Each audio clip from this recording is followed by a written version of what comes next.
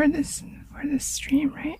I have to sit around in my room with no air conditioning. Hi Nautilus. Hi Gab. Hi Kyle. Hi Kiki. Oh, sorry for catching you off guard there, Nautilus. Yeah. Oh. This off the bat? Okay. Yeah.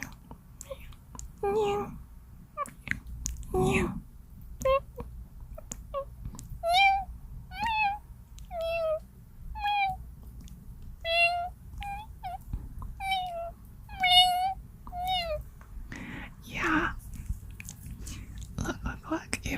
If I were to have the AC on, while I was doing this kind of stream, right? You would be able to hear it in the background, and it would like ruin the chillness of it.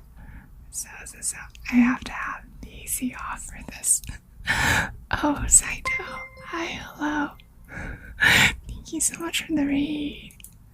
Thank you. Let me shout you out real quick while trying to not make too much noise on my keyboard. Hi, raiders. Welcome. I'm Sulfur. I'm a Fallen Angel VTuber. I like drawing. I drew and rigged my own model, and today I am whispering into a microphone apparently, and I'm probably gonna tell you a bunch of bad jokes some of the time. But hi, welcome. Hi Saito, thank you for the raid. How was your stream? How was Sekiro? I hope it went well. By which I mean, how many times did you die? I'm willing to bet that it was more than twice. Twice? No, there's no way you only died twice. You had to have died more than twice.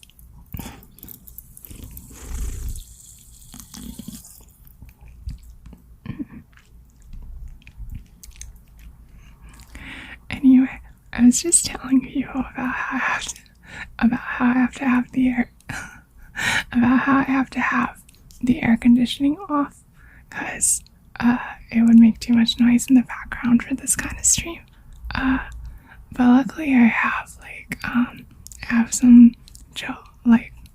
soda water that I just took out of the fridge, and I don't know, I heard this sort of thing was a good trigger, so.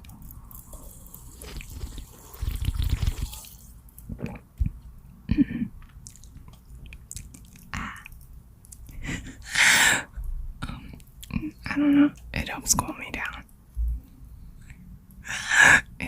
Is it working? I can't.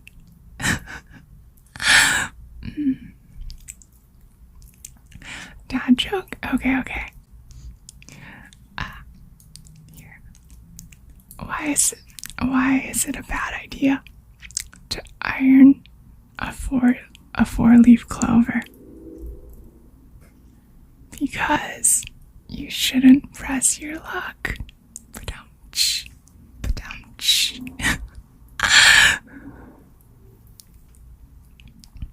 See?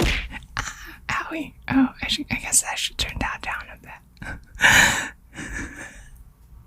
Hey, you were the one who asked for the dad joke, okay? It's not Sulfur's fault if you're asking for it, you know?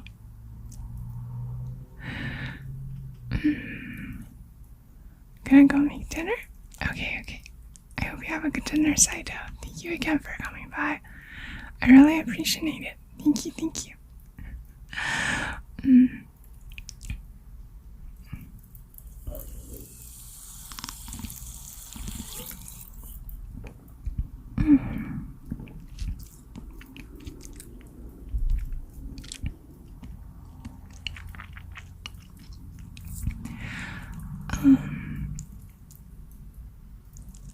Kissy? Okay.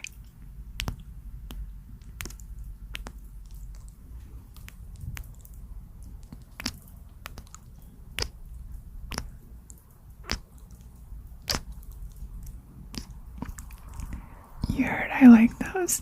I mean, KK is the one who just redeemed it. So I think maybe KK likes these. There. How is that? You really like kissies? Yeah, they're kind of nice, aren't they? I don't know, like, just from the sound, it kind of sounds like someone's actually kissing you in your ear, you know?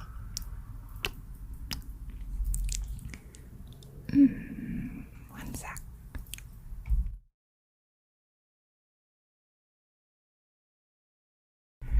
I just realized I should adjust my microphone position a bit so it's a little more comfortable to move side to side.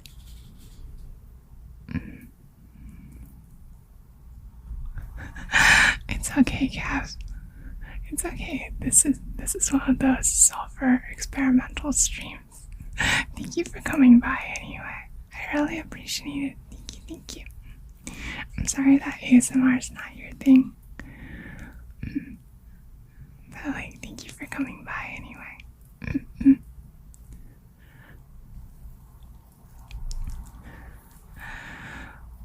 But yeah, how is everything on?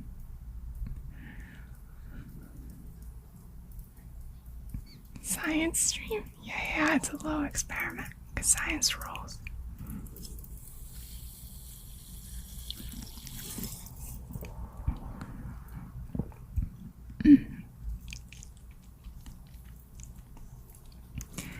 So,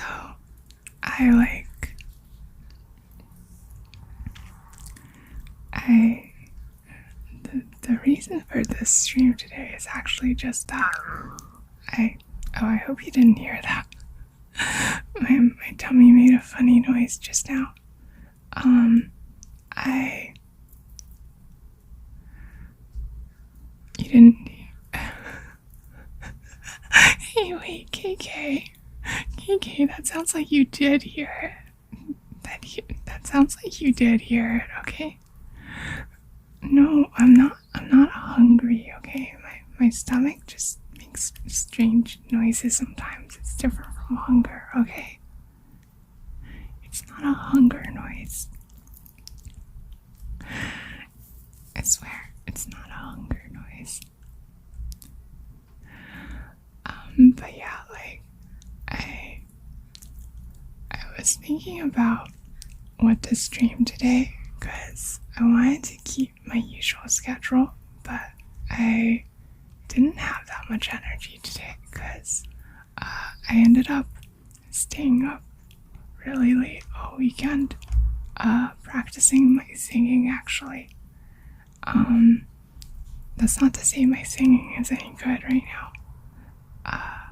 My singing has leveled up from like level minus 20 to level minus 19. You really feel the low energy day? Yeah.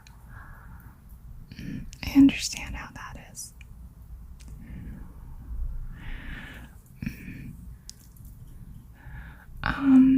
So then I was like thinking of, what does sulfur have the energy to actually do today?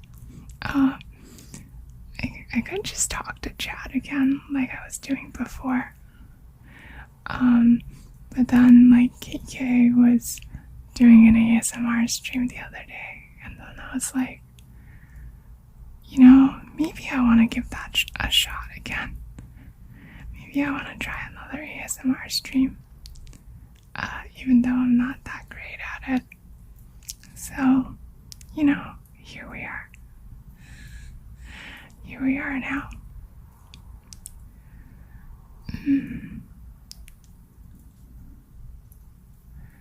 Would I ever wear a maid outfit?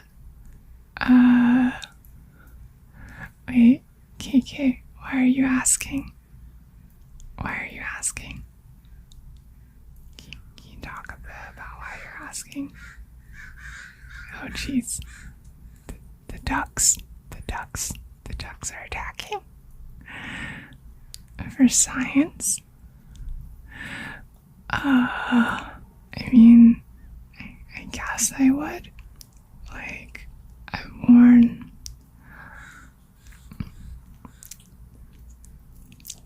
Imagine being defeated by ducks. Look, everyone says, like, Canadian geese are vicious, right? So why not ducks?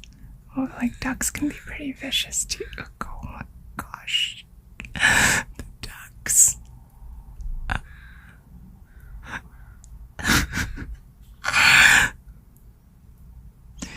Hello there, Okichi. Hello. How are you doing? Thank you for playing Strive with me the other day. I really appreciated it. Okay. To answer your question, KK, I guess, yeah, I probably would I probably wouldn't be against wearing a maid outfit. Like, I've already worn that bunny suit for Easter, right? So, like, a maid outfit is kind of the same thing. You know?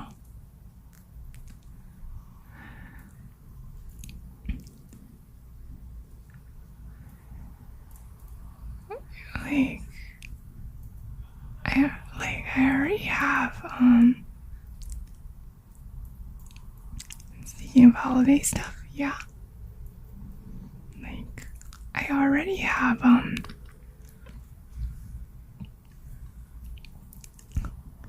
I'm planning on succubus outfit. Do you mean you're planning on a succubus outfit, KK? Like, I think that's the sort of thing that makes more sense for you.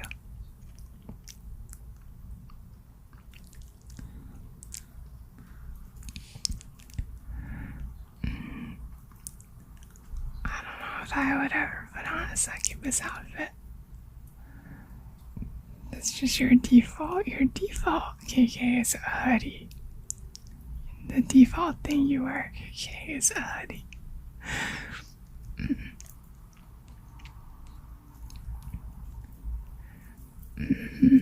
For like meat outfits though, I do own a few things. Like I do have like a frilly apron already.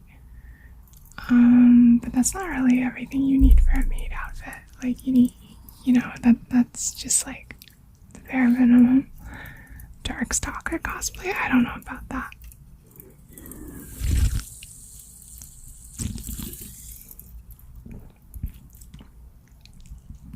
Nakomito. No Nakomito. Okay. Look, I'll do the maid outfit, but putting on cat ears is going too far. Okay, you can't have both. You can have the maid outfit, or you can have the cat ears, but not both at the same time. Sasquatch cosplay. Can you imagine cosplaying a Sasquatch in this weather? Like, you'd have to wear a full suit, right? Like, and if you were wearing a full suit, then it would. Bunny meat? No, that's too much too. Okay? A maid should just be a maid. A maid should be someone who's good at cleaning and taking care of the house. And maybe cooking. Maybe cooking also.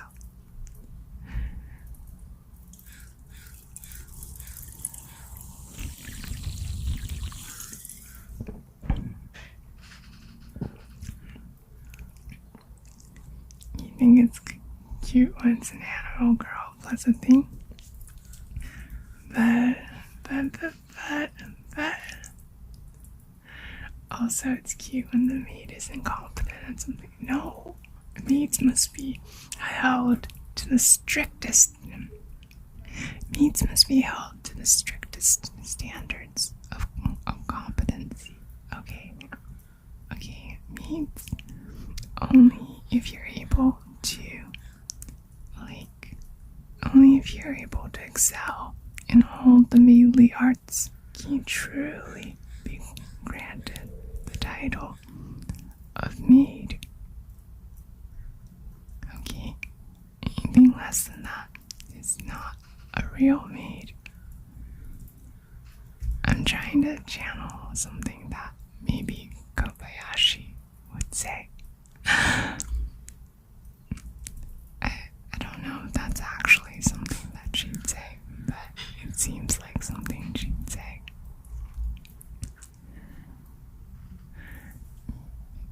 Maid brings you McDonald's. Is that really what you'd hire a maid for? Like,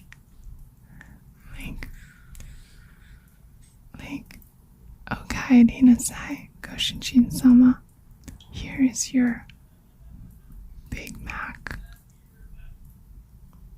Yeah, and it comes with a side of fries. Something like that. Is that really what you want?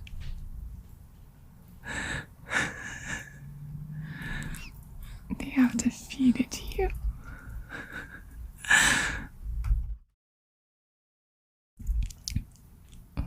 They have to feed it to you. Do you really want it?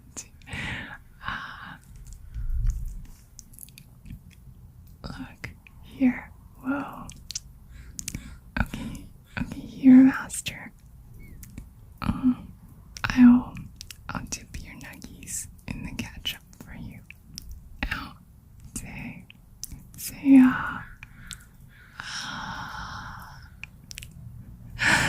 Is that what you want, KK?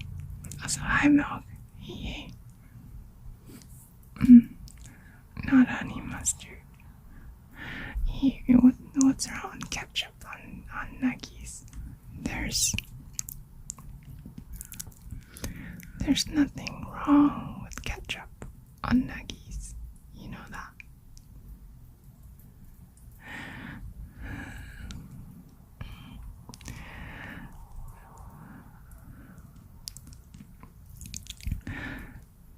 Actually, I've been eating a lot of, like, I talked a bit about how I'm trying to lose weight, right? So I've been, barbecue sauce is better. I do think that barbecue sauce is better than ketchup, actually, but I think ketchup is the most common sauce for nuggies and fries that a lot of people won't actually object to. So I think it's a good choice for Goshinchin-sama, you know? What? No, barbecue sauce is like got all sorts of spices and stuff in it, you know? You think it's kind of weird? No.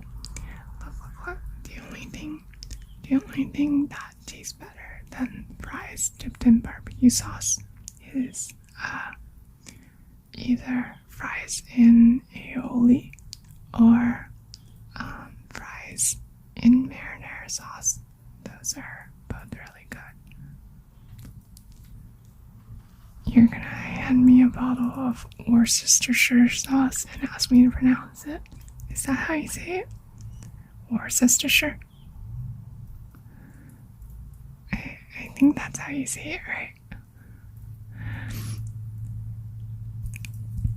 Wait, do I have it wrong? Is that not how you say it? Is that not how you say it? It's apparently an Eldritch loan word. Got it. Well, Kike, you'd better shape up, or I'm gonna Eldritch you. Oh, I'm magical. Thank you so much for the follow. So I really appreciate it. Thank you. You allow it because I'm cute? Okay, thank you.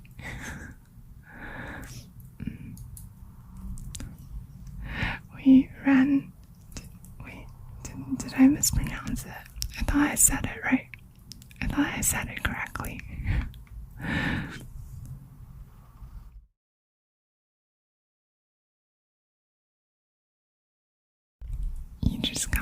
bully me. Okay, okay. What'll you do if I bully you? Like, for example, I could do this, you know.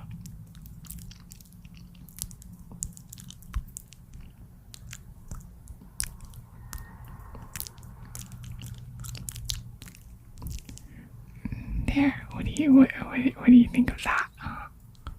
What do you think of my random mouth sounds? Ooh, spoopy. I'm not actually sure that spoopy is the right way to put it, but like, I don't know. It's there. Pretty unspooked. Okay. Hold on. Do you wanna hear the like other ASMR trigger that like I learned but is no longer on the menu because it gives kind of the wrong connotation? Do you wanna hear it, KK?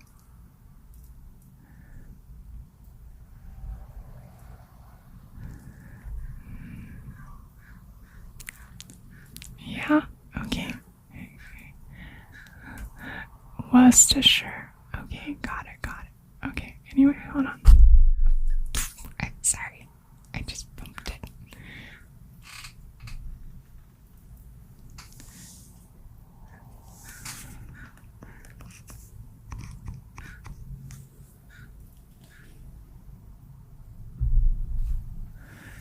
Okay, get ready for this.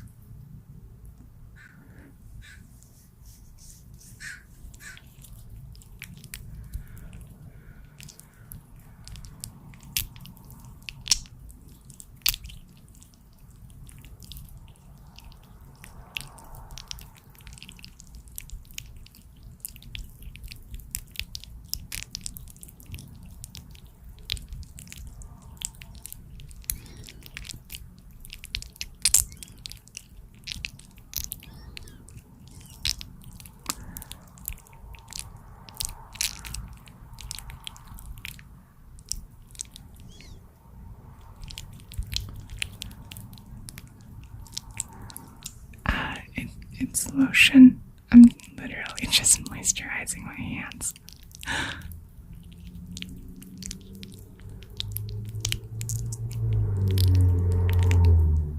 I'm sorry about the car.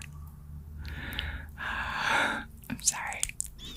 Maybe I should close up all the windows, including the air conditioner one. Summer presents a lot of challenges for this kind of thing, huh? I didn't really think about it.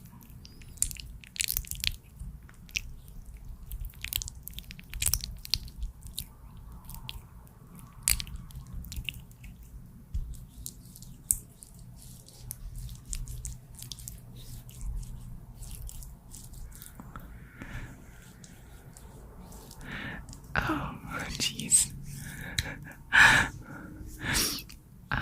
Nonomi Amigon, thank you so much for the raid. Oh my gosh.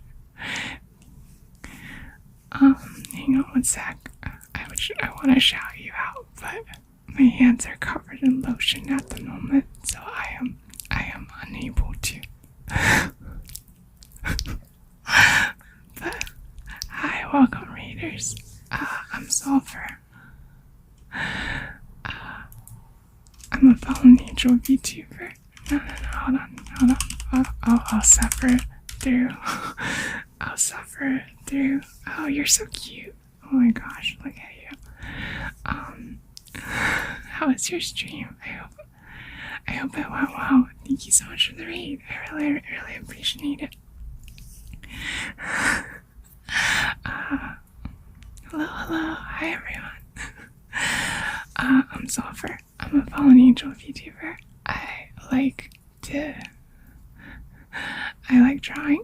I drew and rigged my own model, and today I'm playing around with the ASMR of it.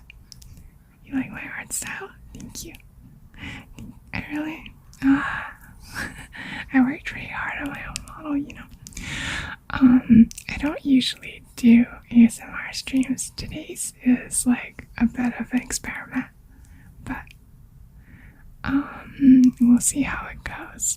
Like, I experiment with them like every once in a while, and I can't say that I'm the best at it, but it's kind of fun to do, just like talking softly with everybody. Have a good stream. Thank you, thank you. Thank you so much for the raid, Macan. I really appreciate it. My model, thank you. There's like a bit of an embarrassing story when it comes to my model. I actually,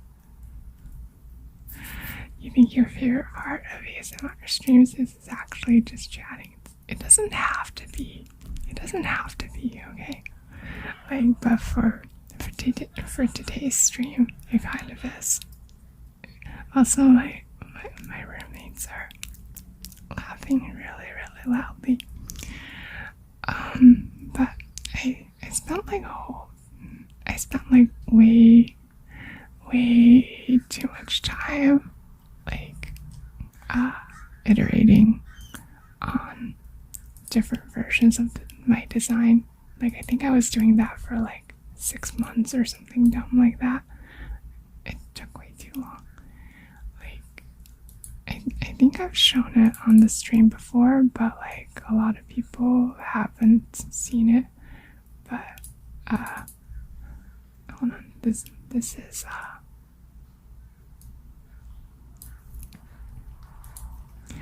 this is what the early version of me look like.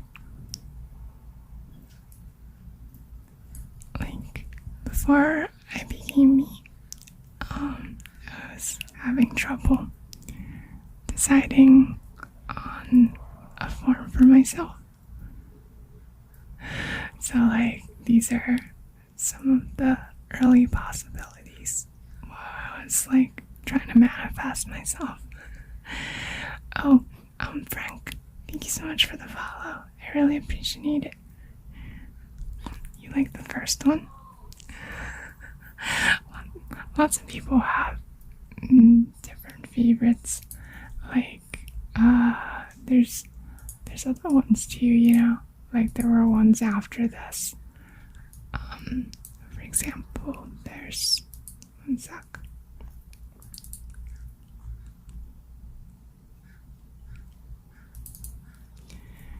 Like, these were like the second round ones. At some point, my hands are still covered in lotion.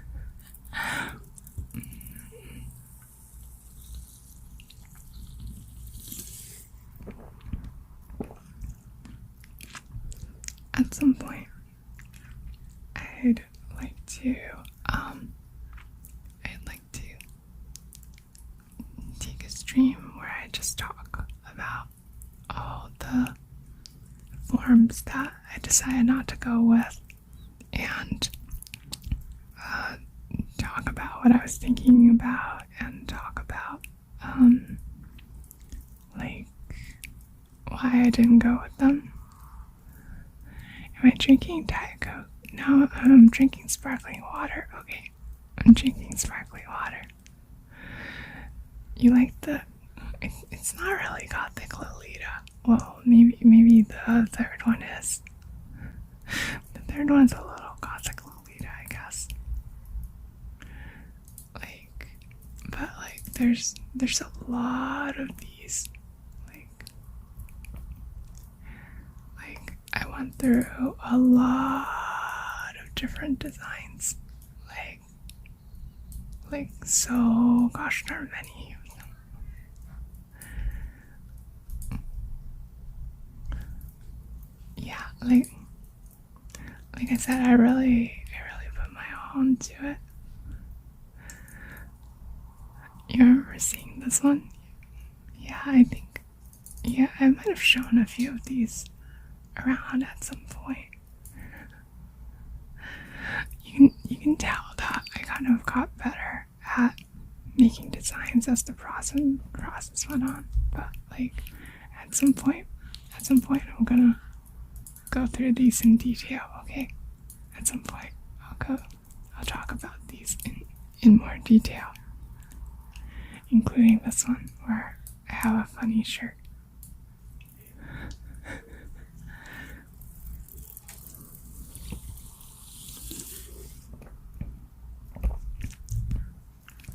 Cute, thank you. Okay.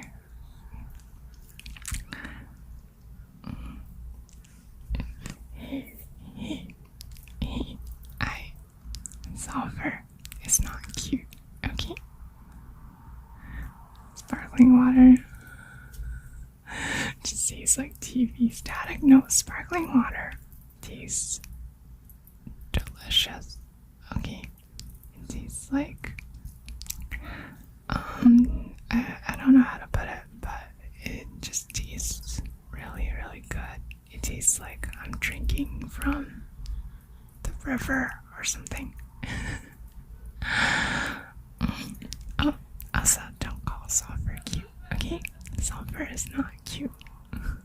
Sulfur will never be cute. I refuse to accept. Your idea of cute.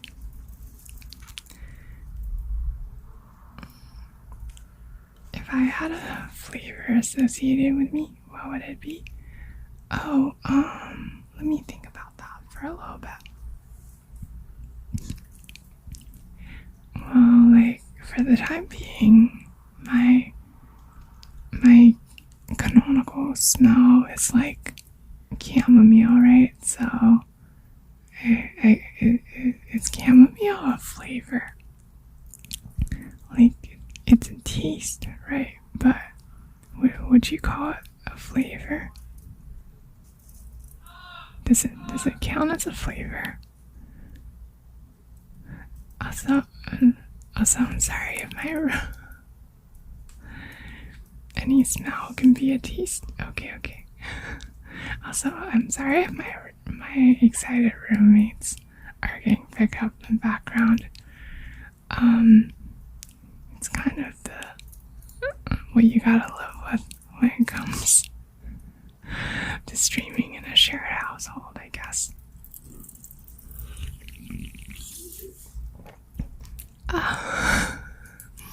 Mookie? Oh jeez. Oh jeez. I still have lotion on my hands. Oh my gosh. Welcome, Raiders. Thank you, Mookie, for the follow. Wait, is that your normal form? Hi, Arena. Welcome, Raiders. Hi, thank you for the follows. I'm Sulfur. I'm a fallen angel VTuber. I like drawing and sometimes playing video games. And today, where I'm experimenting with whispering into a microphone, I guess. Hello. How was your raid? Not how was your raid. How was your stream? My alerts are so cute. Thank you. I drew them myself. I also drew myself. Dad jokes? Yeah. Do you want a dad joke? Here. You're reviving? That's great. That's great to hear. I don't know. I guess my goal for the stream was kind of just to vibe too, since I don't have a lot of ASMR experience. Okay. Here's a dad joke. I didn't want to believe that my dad was stealing from his job as a traffic cop, but when I got home, all the signs were there. See, there you go.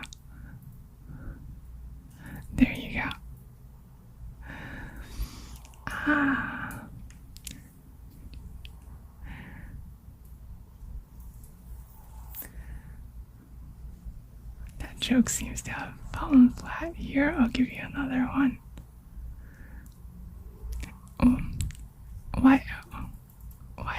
Why did the old man fall in the...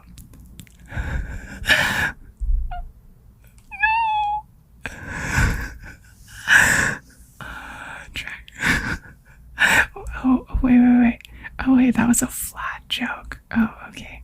Okay, I didn't realize. Wait, I'm bad. I'm bad at telling jokes. I'm bad at telling jokes, both like saying them and telling when people are joking. Jeez. Owie. Wait, shark. Don't I get tired of needing to deal with? No, not. Well, okay, maybe a little bit. Like, look, like, I'm definitely in the camp of, like, I can dish it out, but I can't take it, right? But even so, I love dishing it out. Maybe Dragon or wait, do I have any stop sign? Oh, wait, that was a follow.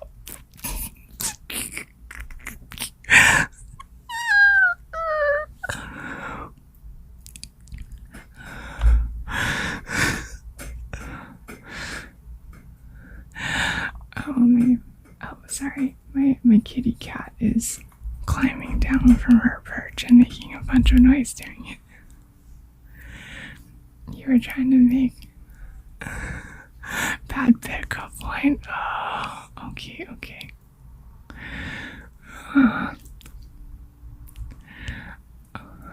Hold on.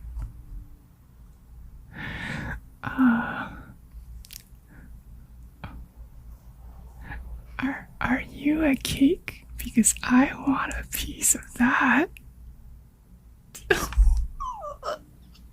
Okay, that's pretty bad. No, I hope you have a good food, Mookie. Thank you again for the raid. I really appreciate it. That joke had some kicks. Oh, jeez. I really am. Everyone really is responding with their own bad jokes now. Oh no, what have I done?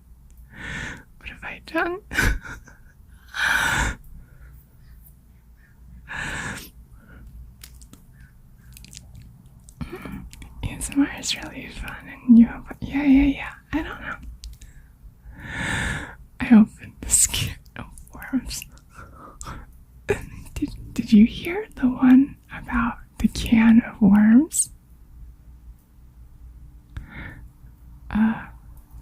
Hold on. I have to actually think of a punchline for this one.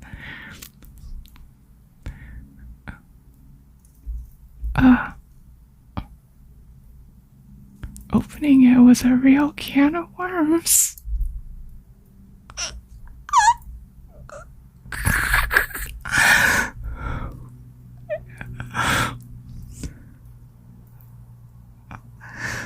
Okay.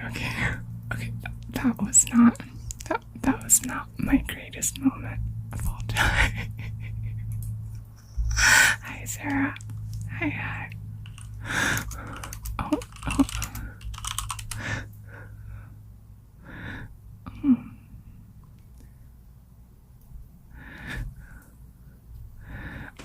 Wait. Wait, hold on.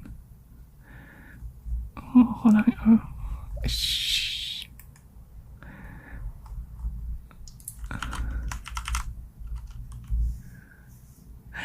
Okay.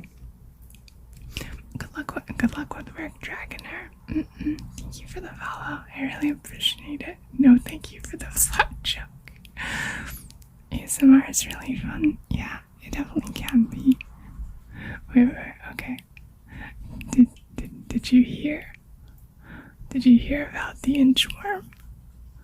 Did you hear the one about the inchworm carpenter? He never missed an inch. Ba-dum-tsh.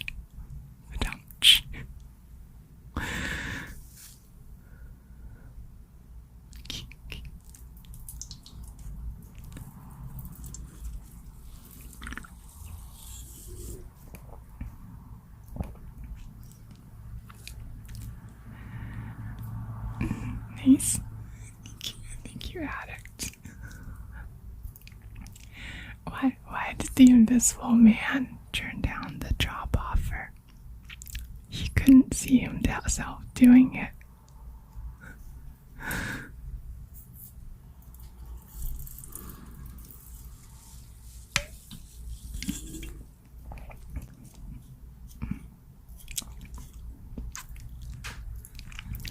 Why did the old man fall in the well? Because he couldn't see. He couldn't see that well. Wink, wink, wink, wink, wink. There we go. There. I winked.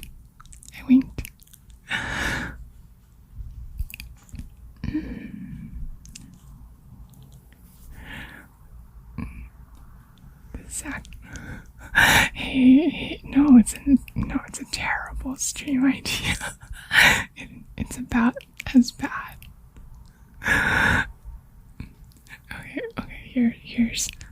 Okay, fine, whatever. Here's another one, okay? Do you want to hear my joke about construction? I'm still working on it. You can feel sulfur breath in my ears. Here, take this. Here, take this burst stream of destruction. Sorry. I guess that goes to show I should.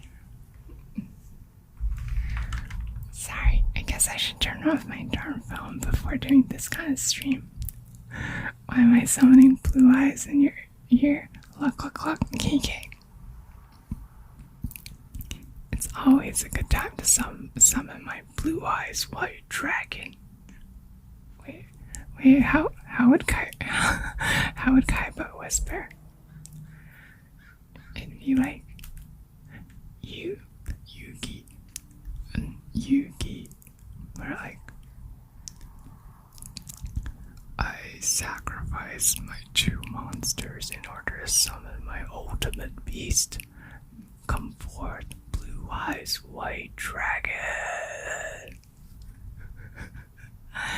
You're really sure Kaiba would be able to talk to his blue eyes?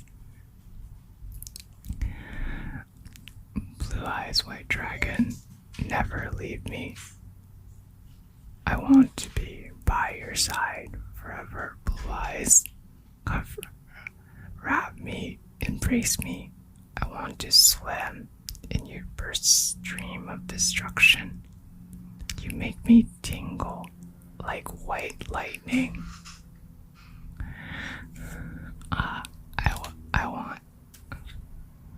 I want to be polymerized with you into an ultimate being.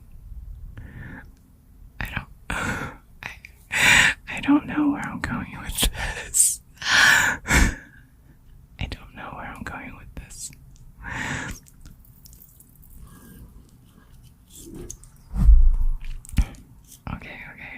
Okay, let's...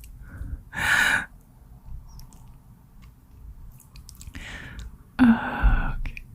This is the strangest roleplay you have ever witnessed. But Kaiba,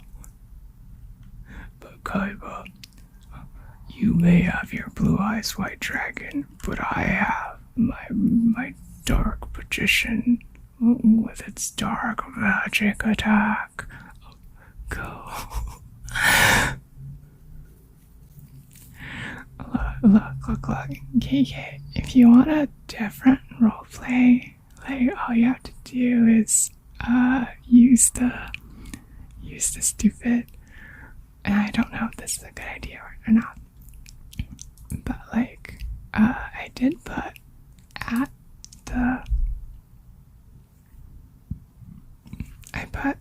the top end of the redeems, and like a redeem for making me read like a roleplay script. So if you want that, you can go ahead and redeem that.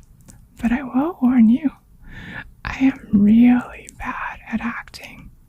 So like, basically, don't expect me to be too convincing.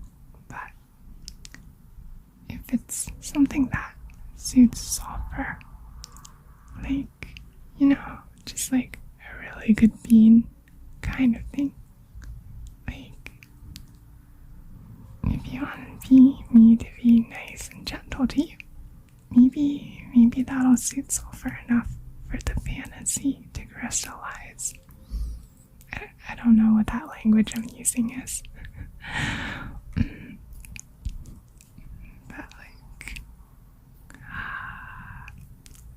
But in the meantime, I'm gonna keep talking about Yu-Gi-Oh! Apparently. Vlog, thank you so much for the follow. I really appreciate it. So it's been a while since I've been on Master Duel, actually. One of the, I feel like one of the issues with playing Yu-Gi-Oh! On Master Duel is that I got a little tired of playing the same deck over and over again. Like, it felt a little one-dimensional, right? You're on it right now.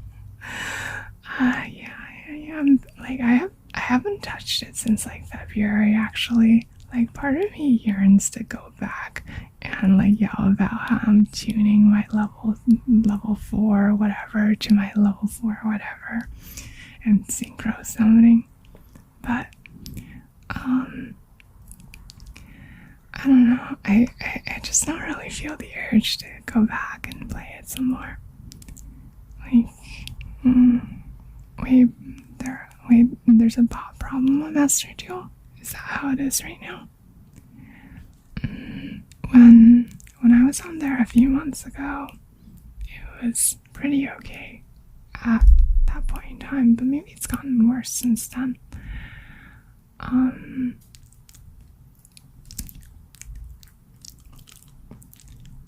What was it that I liked about Mass? Like, a thing about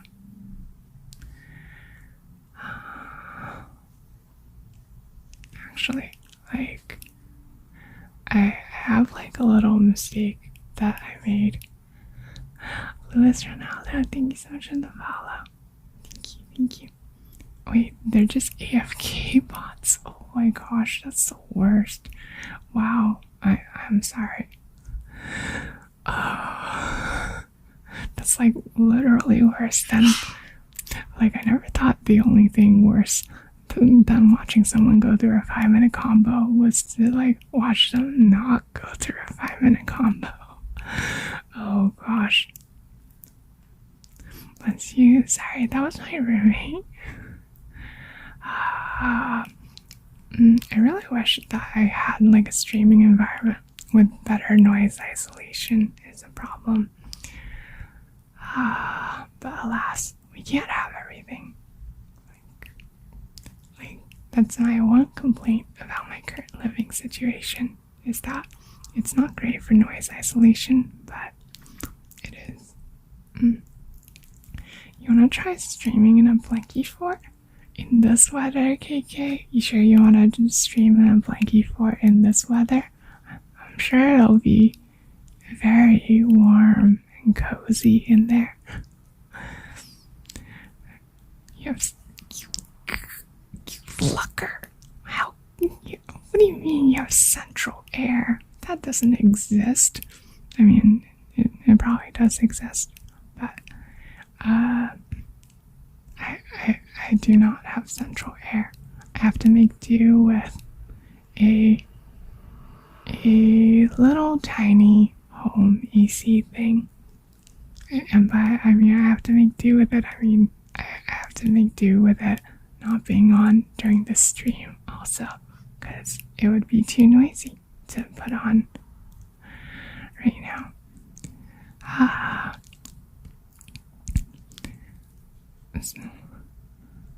It's erasure. Yeah, no, it's like where I live, it is not actually required. So, I live in a place that does not have central AC. Oh, there go the police. Okay. So like back like about, what was it, like a year and a half ago, I bought a whole bunch of yeah. Okay, so like back like about a a year and a half ago, I was like the world's biggest Yu-Gi-Oh nerd. I bought I bought a whole bunch of cards. Like I bought okay, maybe I'm not the biggest Yu-Gi-Oh nerd. I was the biggest casual Yu-Gi-Oh nerd back then. Okay, I bought a whole bunch of structured decks. I bought a whole bunch of sleeves. I even bought like a playmat, and then I played with my roommates a few times, and then we ended up never using it again. Oops, that was kind of not the best use of money. But you know what? For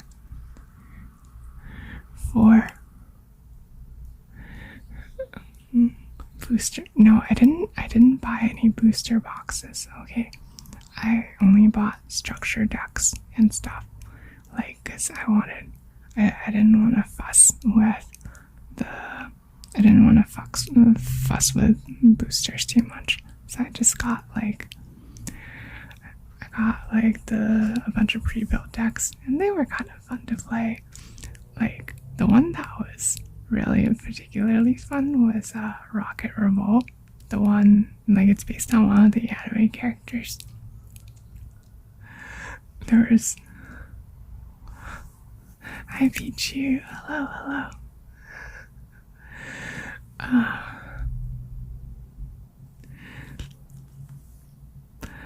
Oh, jeez. Wait. Am I gonna tell the story about Revolver again? Okay, wait. Rockets are cool. Okay, hold on. I want to tell the story about Revolver again because I'm being dumb. Okay. So hold on. Let's see. So here's, hold on. There's my list of jokes if you wanna get spoiled. There we go. Okay, so Revolver is this guy in Yu-Gi-Oh! Reigns, right? Like, he's the main antagonist for the first season. And he's built up to be this ultra strong duelist, right? Okay, so here's the thing, is that in the Yu-Gi-Oh! Anime, right? What? I can't believe I'm going on a long story about this on ASMR stream, but whatever. But in the Yu-Gi-Oh! Anime, they have this tendency to write. Good boy. Good boy, Pichu. Good boy. You're such a good boy. Okay, so in the Yu-Gi-Oh! Anime, right? They have this tendency to write cards that are really, really situational. Like, the protagonist always has to have almost all of their life lost in order to make a dramatic comeback at the very end, right? So you started with what was it? Scrap Iron Scarecrow, or you started with Yugi's negate attack, which is just simple and effective. You just negate the attacks. You went to this one, which is this negate a whole battle phase. This one is negate one attack per round, which is okay, that's not a strict downgrade. Then you got friggin' half unbreak, which is okay, you don't even negate the attack, your monster just doesn't die, but you still take damage, but you take half the damage, right? So you can see how this is a card that's specifically designed so that, anime protagonist boy can make a dramatic comeback at low life, right? Okay, so after seasons and seasons of this, of more and more situational cards coming Okay. So Revolver is in like a duo with like one of the minor characters, and she's gonna job. Okay, like the minor character is gonna job. So like but before she jobs, like she goes for an attack, and like Revolver owie, and Revolver opens up some mystery card and like wipes her field and wrecks her. And she's and like then she's about to like die, but before she dies, she says to the protagonist, like, be careful, protagonist. He has a terrifying card in his deck. Okay, so I'm like, that card sure seems a lot like Mirror Force, but there's no way it was actually Mirror Force given the way the anime is written. So like 20 episodes later, right? Like 20 episodes later, like Revolver's dueling another guy. And Revolver's dueling another guy, and the other guy's gonna job, like, again, obviously, but like before he does, Revolver's like, okay, I'm gonna put down this card that makes it so that you can't attack me unless you have at least 4 link monsters. And the other guy's like, no sweat, my deck is great at spamming out link monsters. And then Revolver's like, by the way, link monsters can only be played in attack mode. And the other guy's like, yeah, I know, what's your point? And then like the other guy spams out 4 link monsters, and he goes for the attack, and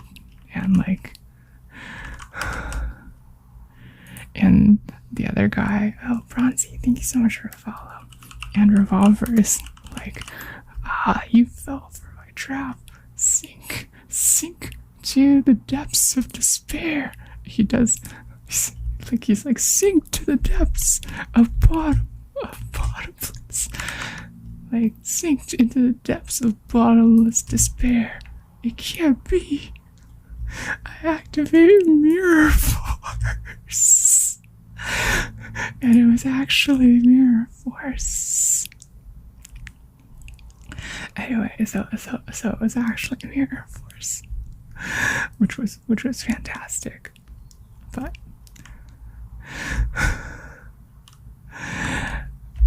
okay, but then what makes it better is like in the duel after that, where he has to play against the protagonist, right?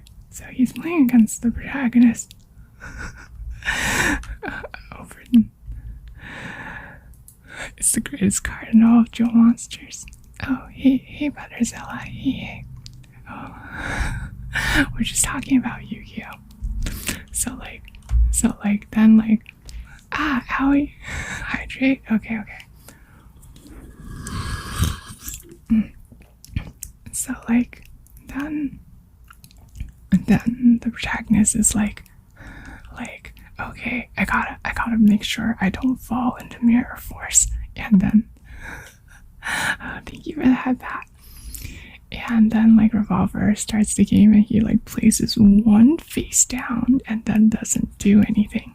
Okay, and the protagonist is like, oh man, that's gotta be Mirror Force. That's gotta be Mirror Force there. So then he's like, I know, I'll disarm his trap by destroying it. And then he does, and then Revolver's like, haha, he fell for my plan, Playmaker. My face down card was actually Mirror Force Launcher, which sets Mirror Force when you destroy it.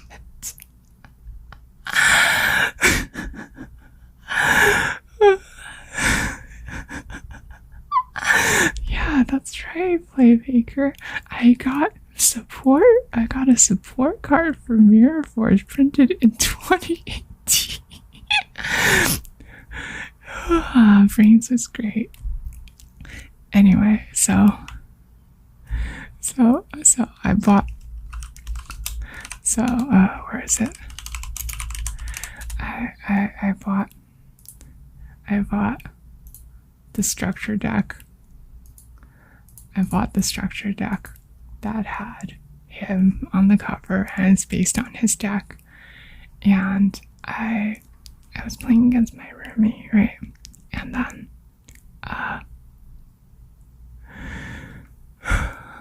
and they attacked me in a last-ditch effort to turn the game around. Okay? And they would succeed if only... But I have some face downs.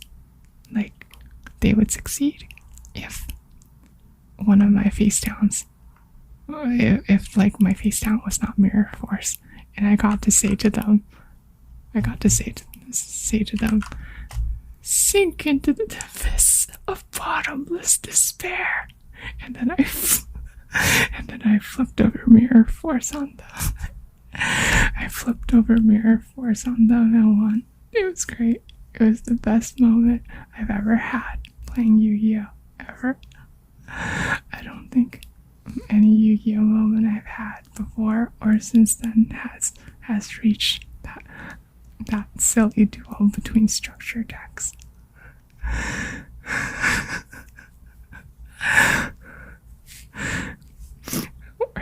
What do you mean? I'm just talking about like my nerd stuff, you know?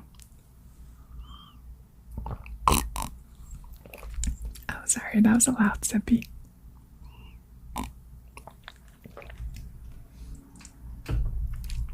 Such a troll, you feel sorry. Look. In Rio Yu-Gi-Oh! In like actual like competitive Yu-Gi-Oh! You're not the same. Yeah, no, I know how good a card Borreload Savage Dragon is. Believe me, I know. Look, in actual Yu-Gi-Oh! You do not actually play battle traps, okay? That's because the game is usually decided before it gets to battle phase. And if they take care of your Mirror Force before battle phase, like, it's entirely useless. You play battle traps? Wait, I thought, like, battle traps weren't really played in competitive Yu-Gi-Oh! Is that not the case?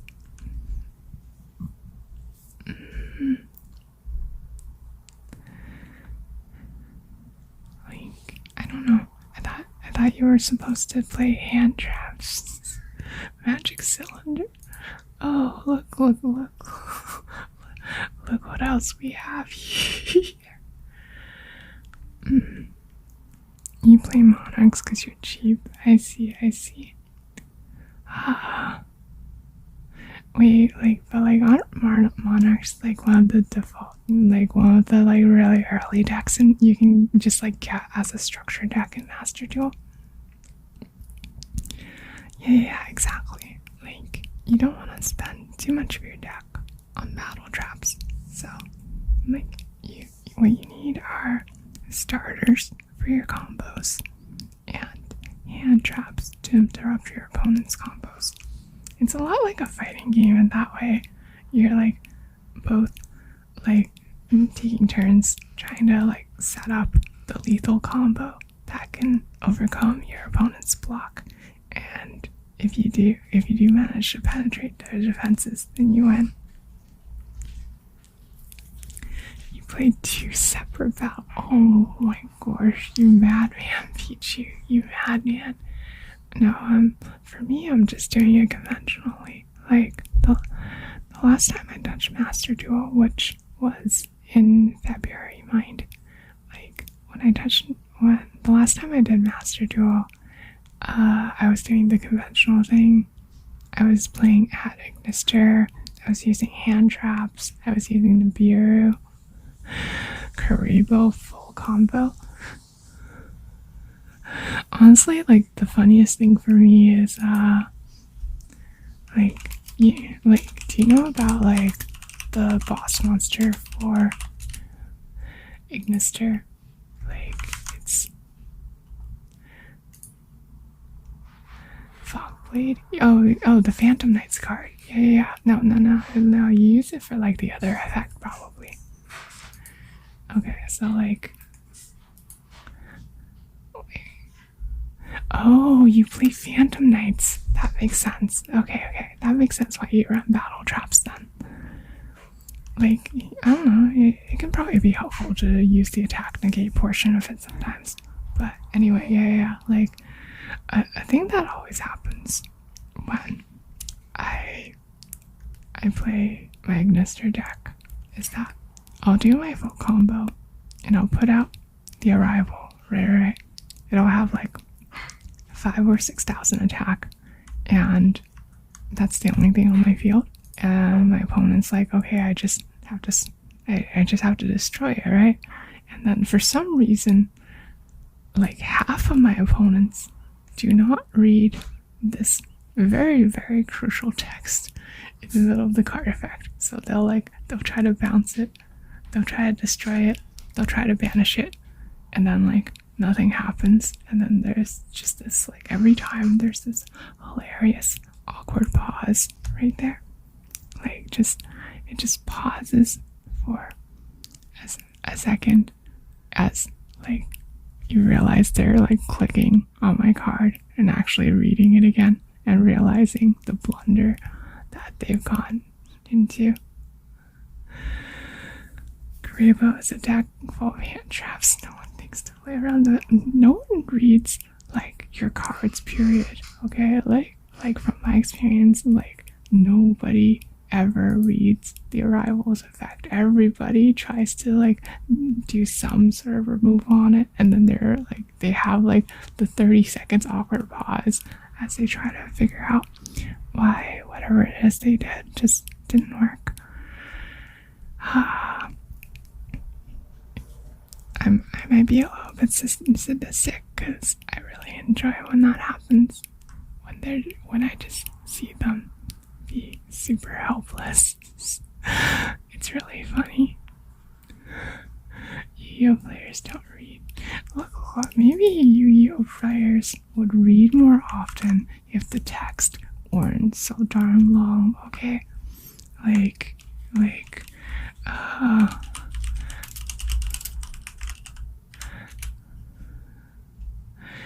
Your Gravo plays the one card that stops it. I wonder what that could be. Like, maybe if Yu-Gi-Oh cards didn't have this much text, it wouldn't be a problem to actually read the card effects, okay? No, hey, I don't bully Rain that much. Skill drain. Wait, I don't think this is affected by skill drain. Right? Almost, like, I guess it probably depends on the timing.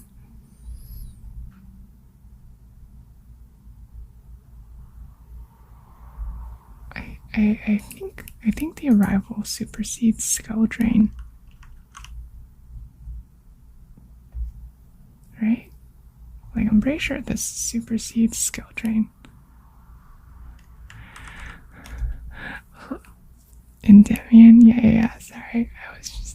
I was just pulling out the one that I could think of that I knew had, like, the record amount long text.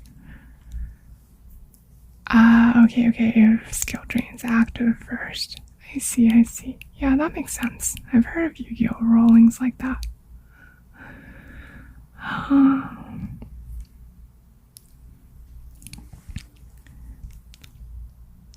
It's the same effect with E-Hero Wild Heart. Okay, got it.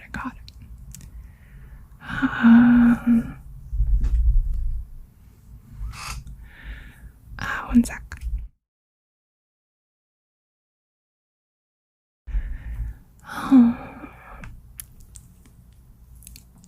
Jeez. That was a troll combo you planned on playing? Wait, what skill drain? Skill drain and Wild Heart?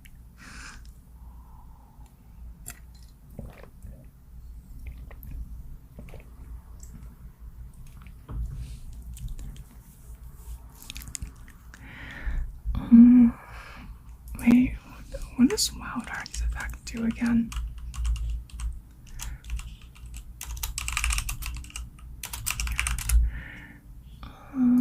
Let's see, it's just unaffected by traps, right?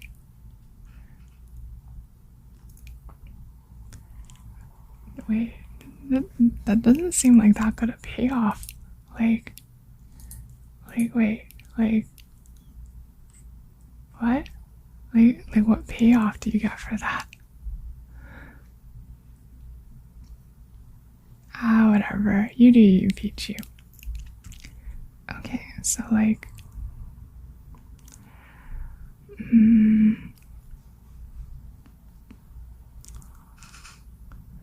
Wild Heart plus 10 Capitos. Oh, interesting. Wait, anti-Ignisters? Wait, are Ignisters popular enough now that they have, like, counter picks to them? Like, back when I played, like, Ignister was, like, a really, really rogue deck. Did they become more popular since then?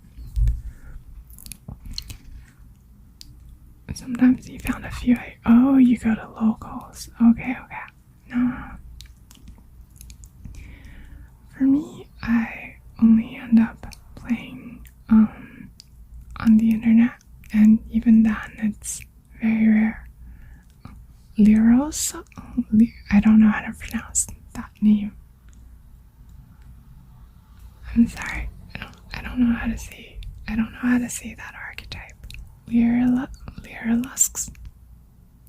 You've never been to locals, Aldenir. I see.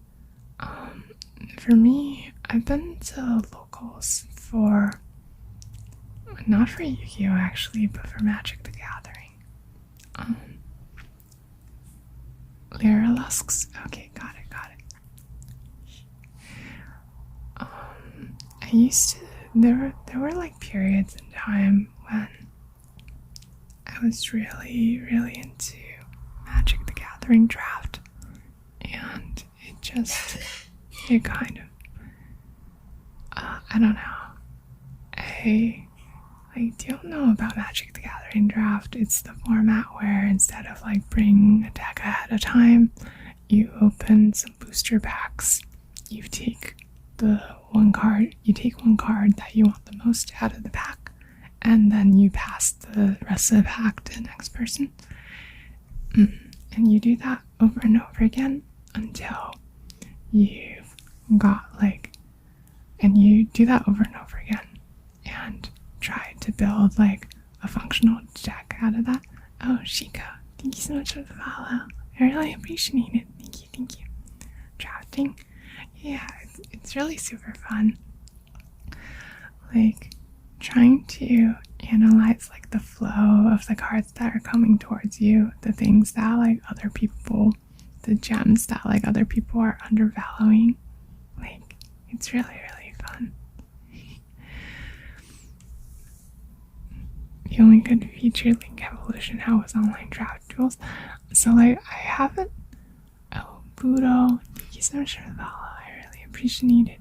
Yeah, I'm kind of the same way. Like, when Magic the Gathering Arena first launched, I played like so much draft on there. It was really a lot of fun. It's too bad it was bot draft, but like around that time I was going to locals a whole bunch too, and like drafting with people in real life, and like trying to like analyze like their signals, trying to figure out why there are sirens in the background, trying to figure out whether it's like police sirens or ambulance sirens. You know, it could really be either. I hope oh jeez, I hope the police aren't coming to arrest me. Wait, cops, I didn't do anything wrong, okay? I was falsely accused when they kicked me out of heaven. Okay? Look, I'm innocent. You're gonna head out? Okay, bye Pichu. Thank you for stopping by. I really appreciate it. There you go.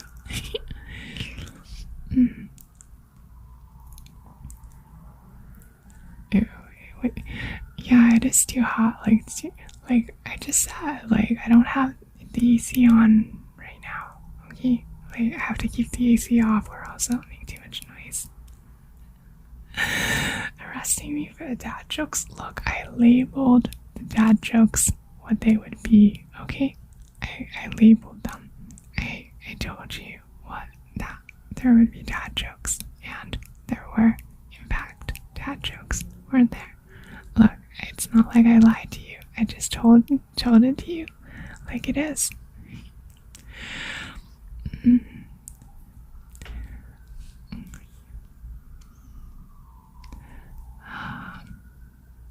you tell a joke too? I suppose, like everyone else has been dad joking me too, so why not? Go ahead.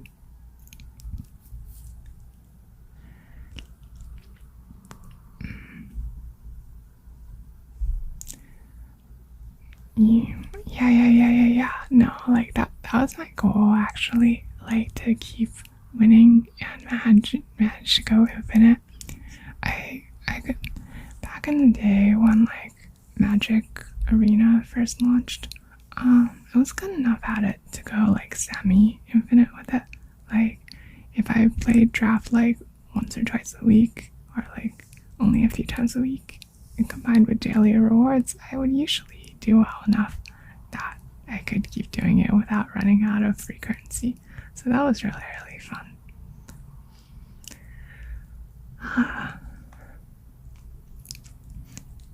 Okay, but Butterzilla, if you're gonna tell a dad joke, I'm gonna tell one first, okay?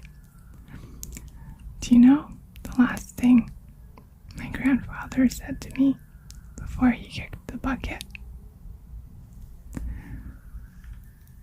Grandson, watch how far I can kick this bucket. Ba-dum-tsh.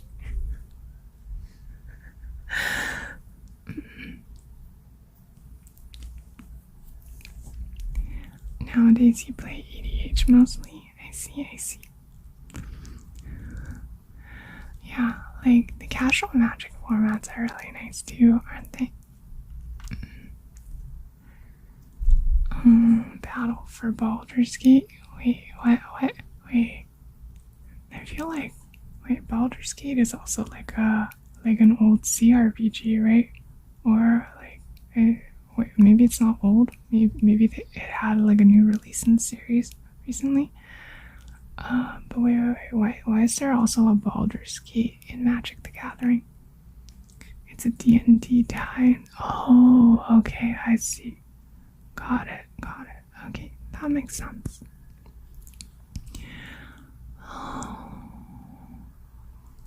It's really way too warm. I'm like sweating so much, and I'm out of water.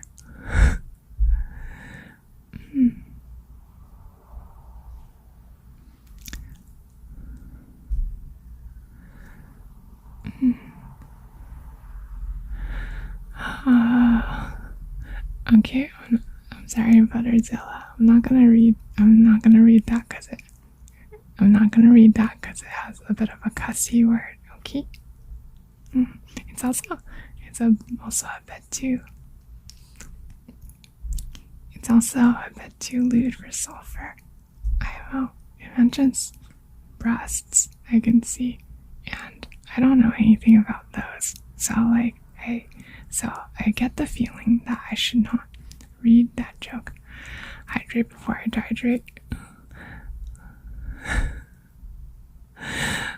Look, I don't know anything about nice pairs of breasts. Okay, like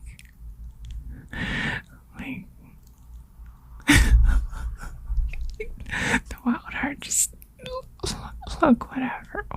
Okay, whatever. I'm not jelly. Okay, why would I be jelly? Okay, I've said this before, and I'll say it again. Okay, flat is strongest. Okay,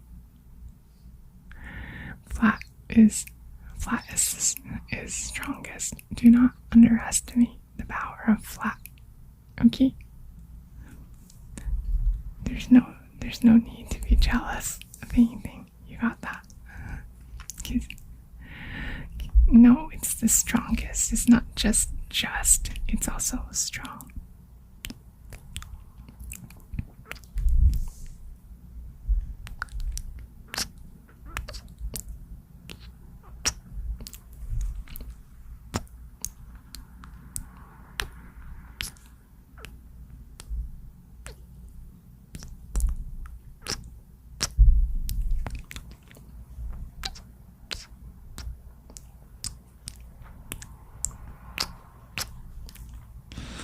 Okay, there you go, Chester. I think I am running like a little dry though from all the sweating I'm doing. I'm gonna get like more hydration. Like I'm gonna, do my usual thing. I'm gonna go to the. What? I wasn't sucking. I was just kissing. Okay. See, it's a kissy kiss. It's just a little kissy kiss. But yeah, I am running a bit dry, so I'm gonna say the thing I usually say. I'm gonna run to the unwatering room, and then I'm gonna get a bit more water. Okay, I'll BRB. I didn't think talking this much would require this much water, but I guess part of it is just that, like, I guess part of it is just like the heat making me sweat a bunch. It's just a little kissy, okay, Butterzilla? Don't make a big deal about it. See? It's just a little kissy kiss. Alright, I'm gonna BRB, okay?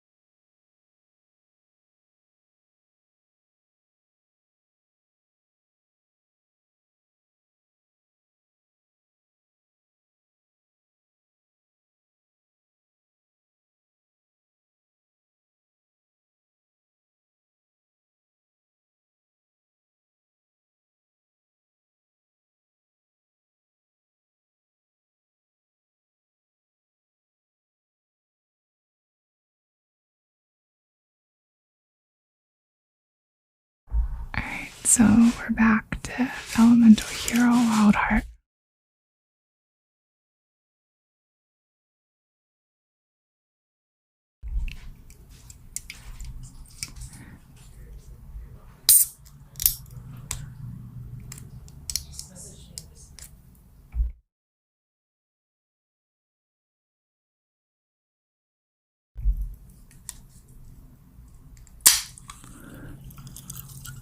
Do I want another? Do I want another what? Look. I'm just opening up my soda water, okay? Oh, I just got another can of like sparkling water, that's all.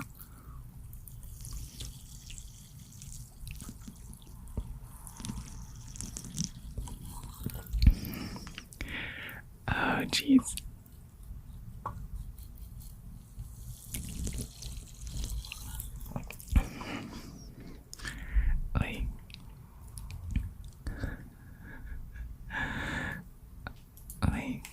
Could you hear it? It's like so refreshing. It's like it's about as refreshing as it sounds, actually.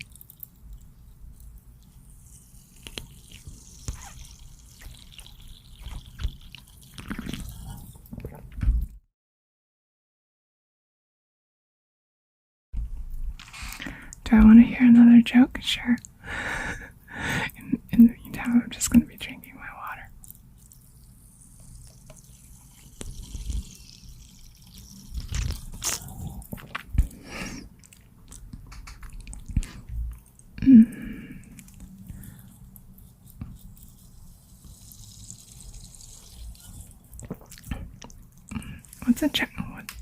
What's a gynecologist? Sulfur doesn't know anything about that.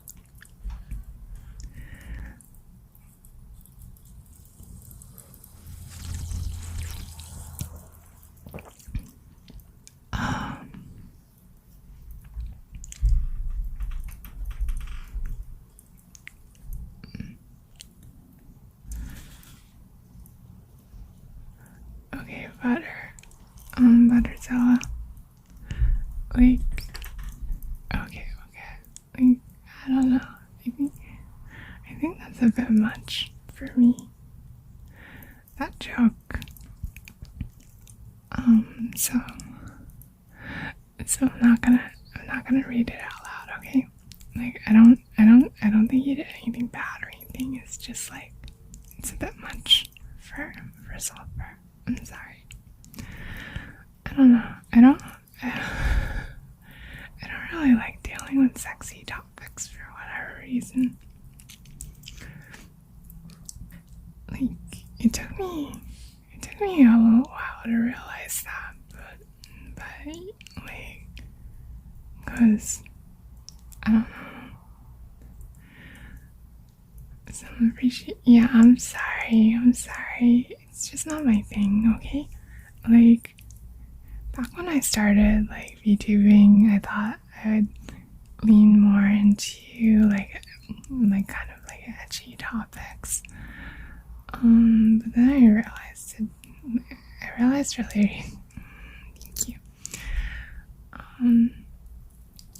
I realized really recently that kind of mindset was making me really uncomfortable, and I really didn't like that sort of thing too much. So that's why I'm trying to like lean away from it a little bit. It's also why I took away the gosh darn foot redeem, because like people were getting like a little too hog wild over it, and it was getting to be a bit much for sulfur.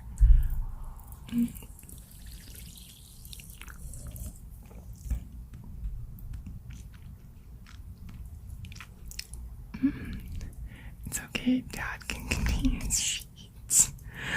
Hi, Girl Angel. You do not know what Dad ASMR is. Here. Hold on. Why do dads take an extra pair of socks when they go golfing?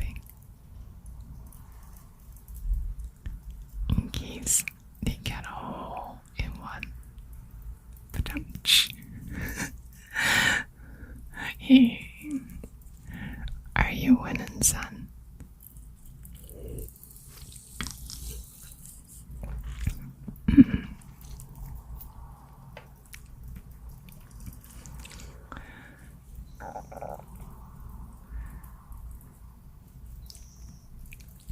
Okay, here's some more.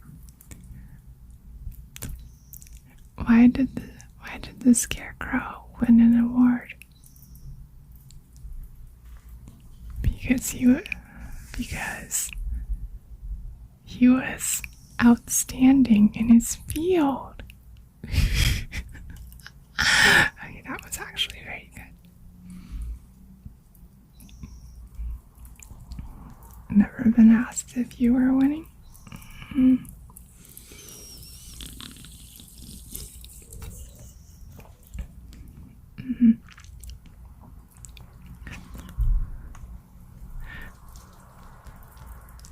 That's a ream. I don't know. I think it's pretty good. I think it's pretty good. Oh, this one's pretty good too. What's the best time to go to the dentist? 2:30. Get it? Because it sounds like 2:30, but it's also tooth hurdy.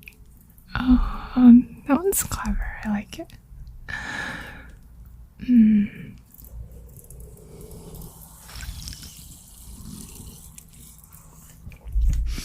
Oh, Fafnir, thank you so much for the follow. I really appreciate it. Thank you, thank you. I don't know why I had this dumb idea for this stream. Also, I'm giving away the dad jokes for free when it was gonna be a redeem. Hi, Mary.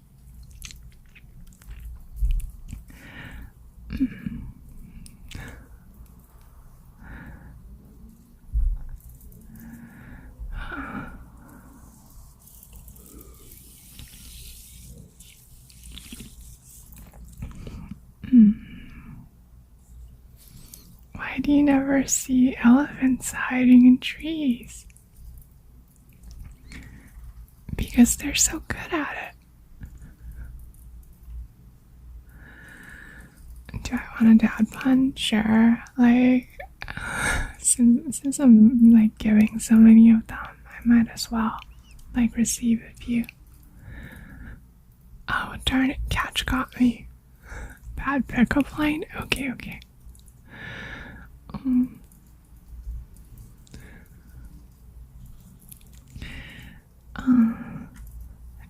Is your name Google? Because you've got everything I'm searching for.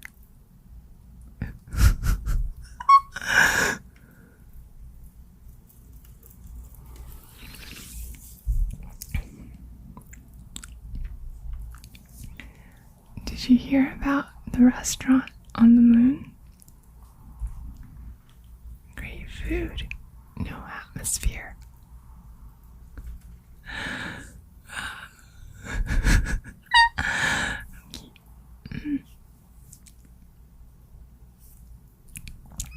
Three-star review. Look.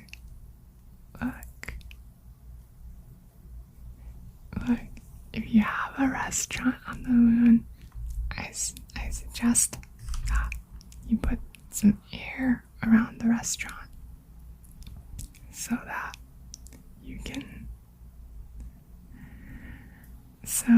people can properly smell your food.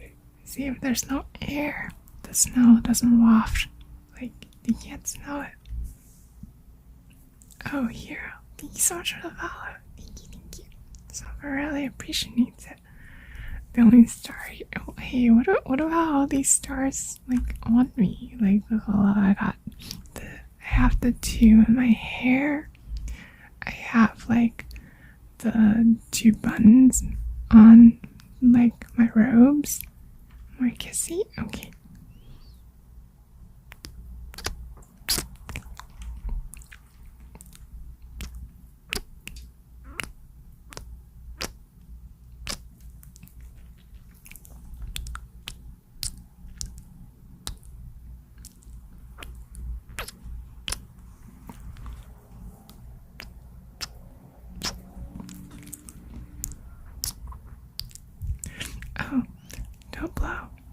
blow up. Thank you so much for the follow. Silver really appreciates it. Thank you, thank you. When does a joke become a dad joke? When it becomes apparent. Ba-dum-tsh, ba-dum-tsh.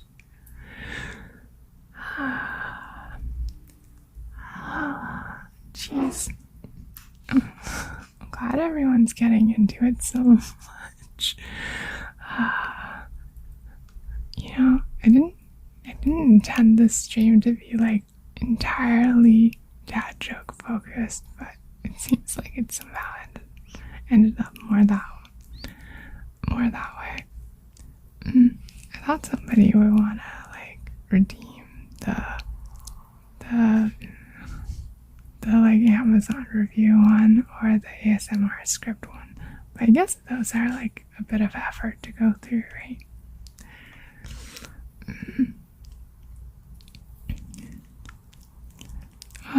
It's kind of what it is.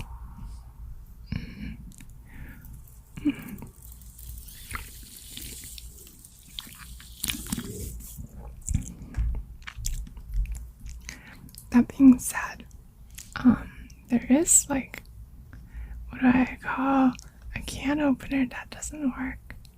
A can't opener. But okay.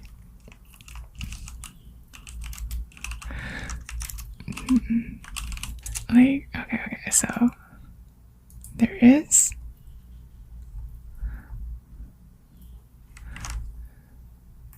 something that I know I wanted to read. Hold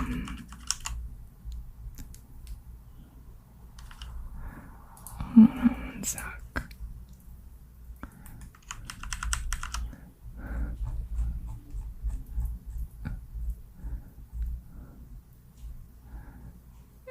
I think there's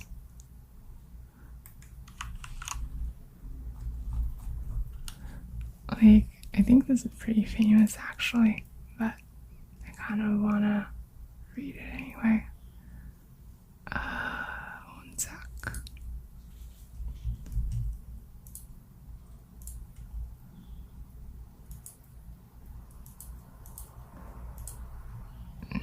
Hello, can you find the thingy?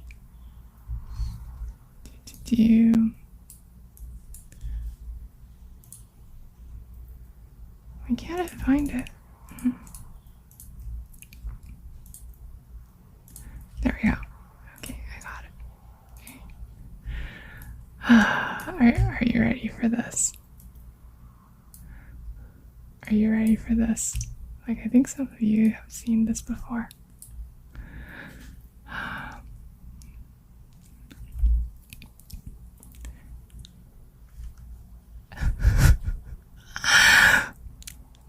Are you ready?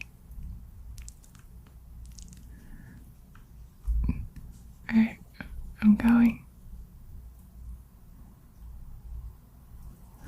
This is a cautionary tale, and unlike most of the other reviews on this product, this is a true story, and its authenticity can be qualified by a small news item that appeared in the Toronto Star's local news section during the month of April in 2013, much to my chagrin.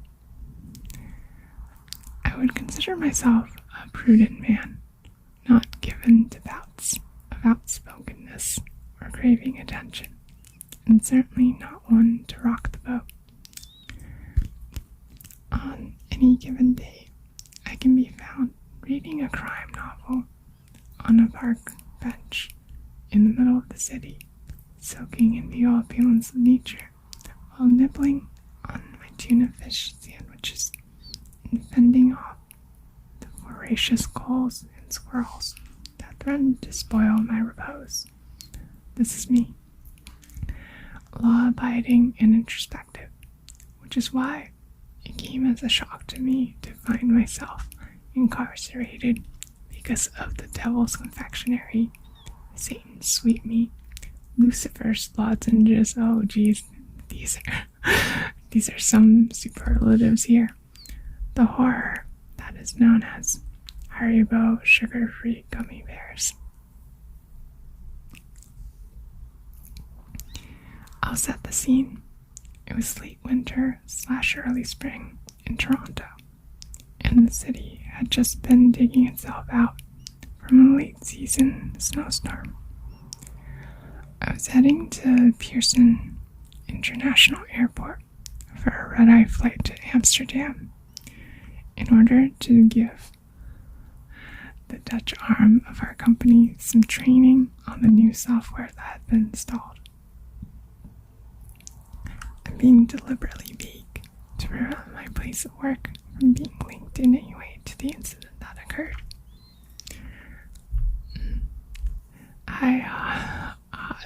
I am reading an Amazon review on Haribo sugar-free gummy bears. I had just finished packing, checked the time, and found I was running late. My flight was at 7:10 p.m., and it was now almost 5 p.m. Cursing softly, I ran out to the car and threw my bags in the trunk, hitting the gas a little harder than usual in my haste to make it to the long-term parking lot as soon as possible. Luckily, traffic was light on the 401, and I made it to the airport in record time, but knew that my chances of making the flight were still at risk if I didn't use my time wisely. I hadn't eaten since lunch, and I was feeling a bit hungry, my stomach rumbling loudly in protestation, which caused me to look around at the other travelers rushing past me in the busy terminal, mortified that my bodily noises might be heard by others. Oh, I know how that is. Like, on this stream, like, earlier, when, like, my stomach did, like, a little gurgle, I was so self-conscious about it, because, like, this microphone, like, picks up everything, like, every little thing, like, do you hear that?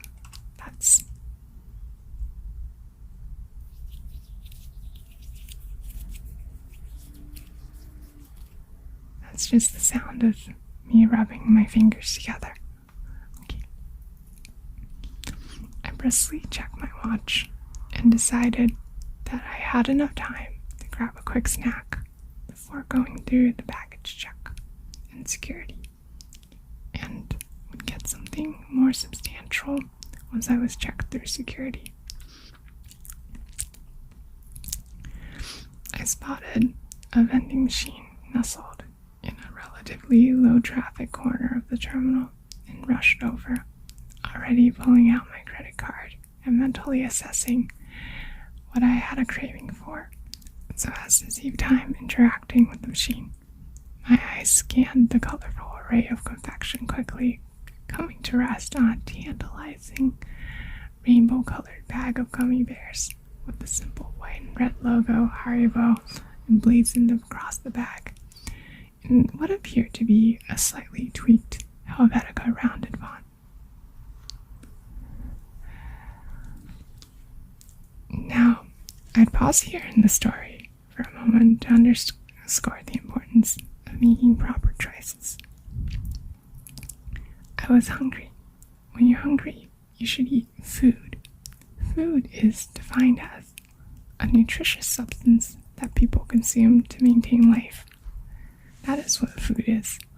Yeah, it's like a little boiger. Boiga. Jeez, boiga. These days, the definition of the word food has been bastardized, and the meaning has been broadened to include veritably any material that can be digested, or rather, chewed and swallowed without causing death or severe illness. Haribo sugar-free gummy bears are not food. They aren't even from this planet. I imagine their origins being conceived in a boardroom in hell. Wow, these are some superlatives.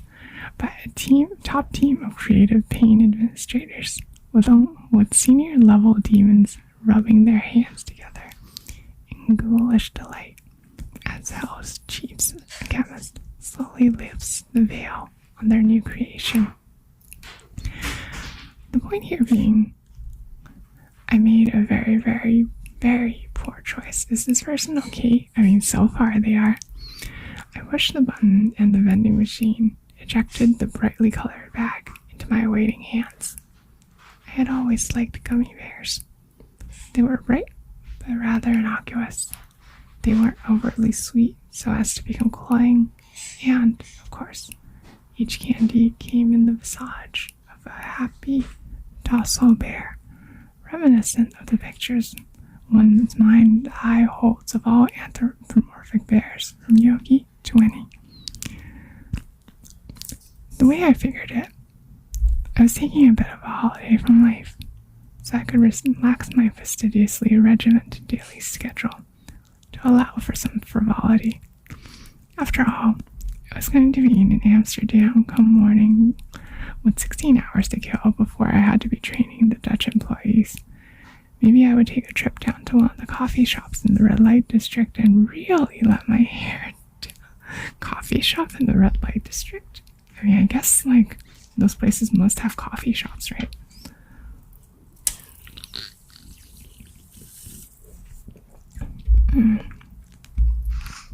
No, I wouldn't do that.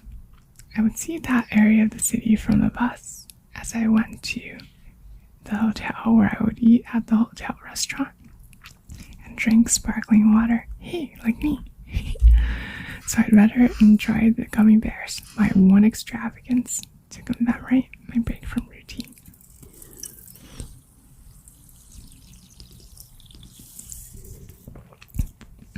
Sparkling water really is delicious. I joined the queue in the KLM line, which was mercifully short, most likely because of all the passengers for my flight had already been checked through, as the flight was scheduled to depart in an hour. I checked my watch again, frowned, and absent-mindedly opened the bag of Haribo sugar-free gummy bears and began to munch on them as the line slowly advanced. To be fair, they tasted fine, just like every other manufacturer's brand of the colorful candy, and they were sugar-free to boot. This is what made the whole incident that followed so baffling. If they had tasted off or different, I most likely wouldn't have continued to shovel them in my mouth absent-mindedly, while daydreaming about what I would order to eat from room service in my hotel in Amsterdam.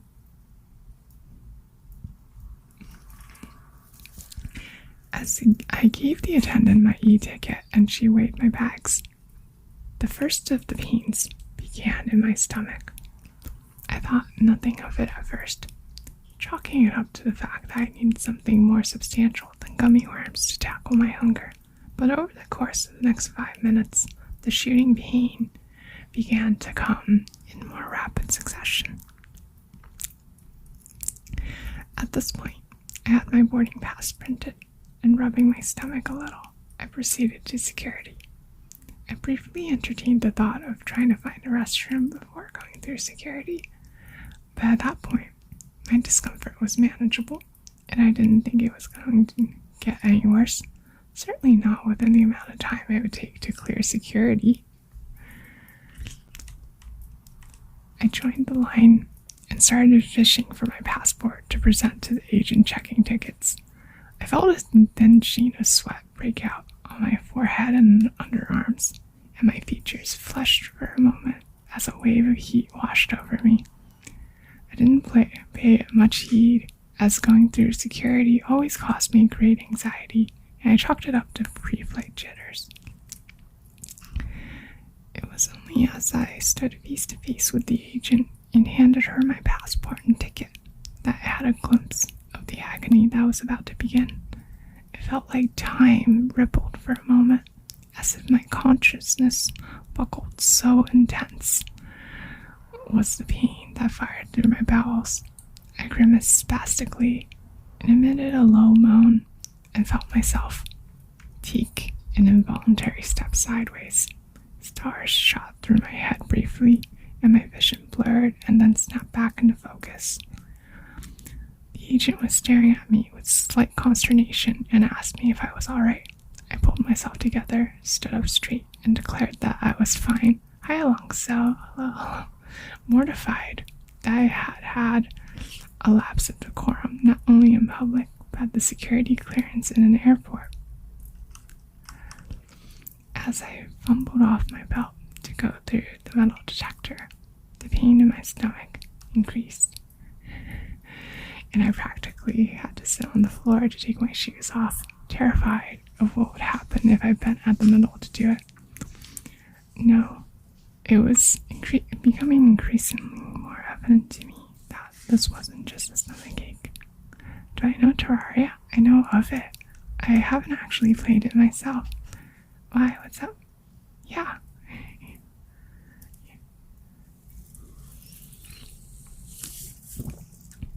Yeah, it's that side-scrolling one where you build stuff, right? I know about it. As a child, I had a bout of diarrhea after a trip to Mexico with my family. I remembered the pain of nausea that swept through me before my child self had surrendered to the gas pains and parked myself on the toilet for an hour, whooping until I felt like I didn't have any bones left. And that was how I was feeling now, with several key differences. The pain was worse. The sense of an impending bowel movement was so formidable it gave me temporary amnesia, and it took all of my willpower, all of it, to clench my butt cheeks together to prevent my sphincter from exploding. Here's where the writing starts getting like even more colorful. Okay, you ready? A sudden shock of pain racked my body, and I half wondered if I was going to give birth to a Tasmanian devil. The crazy fever-induced image of said cartoon animal chasing Bugs Bunny through the splashy volcanic poop kettle that was my stomach caused me to elicit a short maniacal bark of laughter as I approached the metal detector, a wild, distant look in my eyes, sweat now beginning to pour off me like a long-distance runner in Kenya. What are these analogies? The security, he's not having a good time right now, okay? The security agent on the other side of the detector shot a quick glance over to her coworker, who narrowed his eyes and made a subtle movement towards his holster. My breathing became uneven as I entered the metal detector, and I realized with my alarm that I had taken off my socks without even registering it, and one of my shirt tails was untucked at the front. I held my breath, my eyes bulging dangerously from my head as the machine scanned me. It's an epic, yeah, no, it really is. That's why I wanted to read it. I'm sorry it's so long though. Like, oh, hello Harry, thank you so much for the follow, Silver really appreciates it. Like, I'm sorry, like, maybe this was like a bit too long as a topic. Like, I wanted to have more like back and forth with you guys, so maybe this wasn't the best idea, but like, let me finish it first, and then we'll go back to like the back and forth, okay? I'm gonna own up to my own bad ideas and finish reading this story. Okay, so he's going through the metal detector, right? As I shakily move forward toward the agent for a pat down, my stomach began to elicit sounds that can only be described as otherworldly. It started off a sort of bubbling sound, heard from afar, and grew in pitch and intensity at an alarming rate. My jaw dropped in shock as what I can only describe as the sound of an agonized, wailing alley cat in heat with a persistent Doppler effect added to its voice emitted from some nether region of my oh jeez, that's intense. The officer's eyes widened in alarm, and she kept her eyes glued to my stomach as she thoroughly patted me down. As she reached my shins, I felt my innards suddenly expand and plummet towards my rectum. With cat-like reflexes, I squeezed my sphincter shut with what seemed like nanoseconds to spare. And then I knew that if I didn't get to the bathroom immediately, I would poop myself. With a Herculean effort and all of the strength that I could muster, I forced my butt cheeks together, knowing that one false move would open the floodgates. I began to walk like a duck, trying to remain as inconspicuous as possible, not even caring what other people were seeing in front of them. A disheveled 40-year-old barefoot businessman, red-faced and bulgy-eyed, sweating profusely, shaking slightly, and walking without bending his knees. With single-minded intensity, I grabbed my carry-on, shoes, and socks from out of the plastic tub that had passed the X-ray inspection, and without putting anything back on, I turned on my heels with the intention of finding the nearest restroom and slowly dying there one square at a time. But that's not what happened. I turned to go and found myself staring at 3 armed agents who stopped me and asked if I would follow them. "Why? What's the matter?" I stammered, wincing slightly as the act of speech seemed to strain the tenuous and extremely fragile truce I had negotiated between my bowels and the tempest that raged within. "I have to go to the bathroom right now," I pleaded. "Just follow us, please," they said, leaving no room for argument. The other travelers, clearing the security check, stared with curiosity and revulsion at the spectacle unfolding before them, whispering among themselves and hurrying to pack their belongings and get away as far as possible, no doubt assuming that the airport had had some sort of domestic terrorist. If I hadn't been feverishly trying to hold back the eruption of Mount Vesuvius, I likely would have died of shame. See, isn't this writing so colorful? It's amazing, how much effort this person put into this gosh darn Amazon review. With each step I took towards the room that they ushered me into, I felt that my legs would give way. I marveled at how strong the human will could be, marveled at what was essentially patching a hole in the Hoover Dam with bubble gum that could actually be sustained indefinitely. Maybe I would make it through this ordeal after all. You know what I do on off days that I don't like it? Look, this isn't the only thing I do on off days. I do other things. I play Guilty Gear and stuff, okay? And I draw, and I learn about art things. The room they brought me into was an examination room. I had pretty much stopped registering details of my environment as my consciousness closed off all but the absolutely necessary functions: breathing, ability to walk. But I snapped back to reality. You bought Jump King. No, this isn't sick filth, okay? This is just a very wholesome story of very wholesome, well-written Amazon review, okay? I hope you have fun with Jump King Jester. The room they brought me into was an examination room, blah, blah, blah. I snapped back to reality when I heard the snap of rubber. The slow dawning of realization poked through my agony and stoic resolve as I turned to face an agent donning rubber gloves.